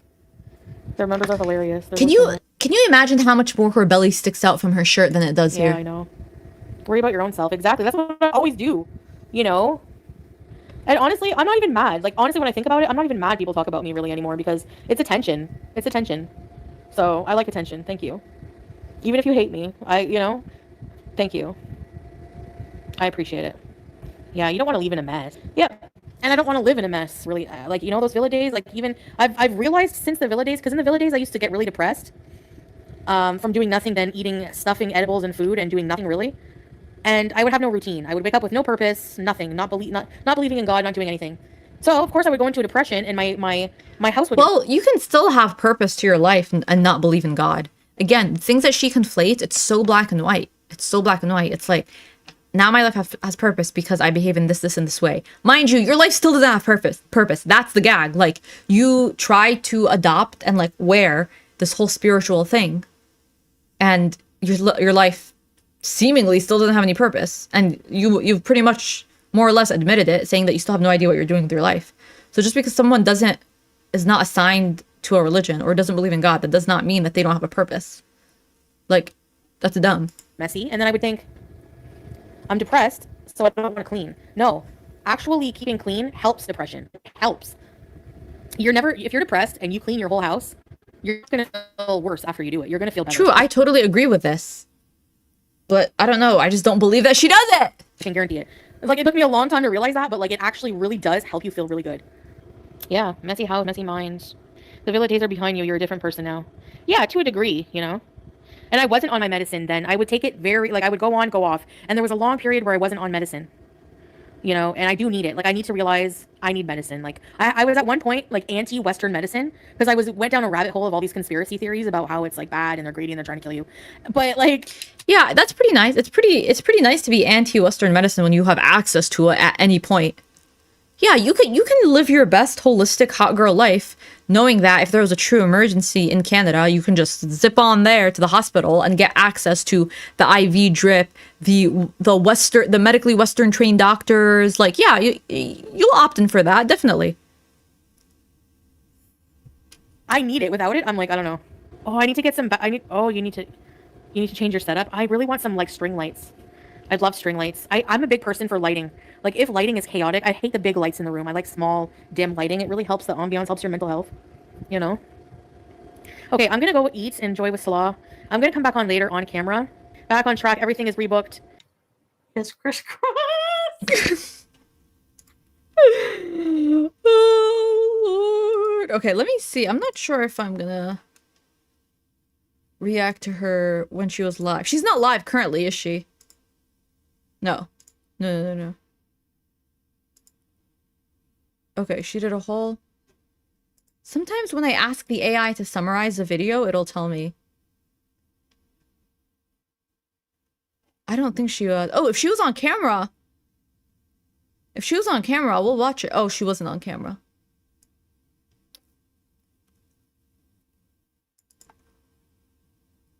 It's a whole hour, though. Yeah, it doesn't seem like she's talking about anything vital that we need to cover right now.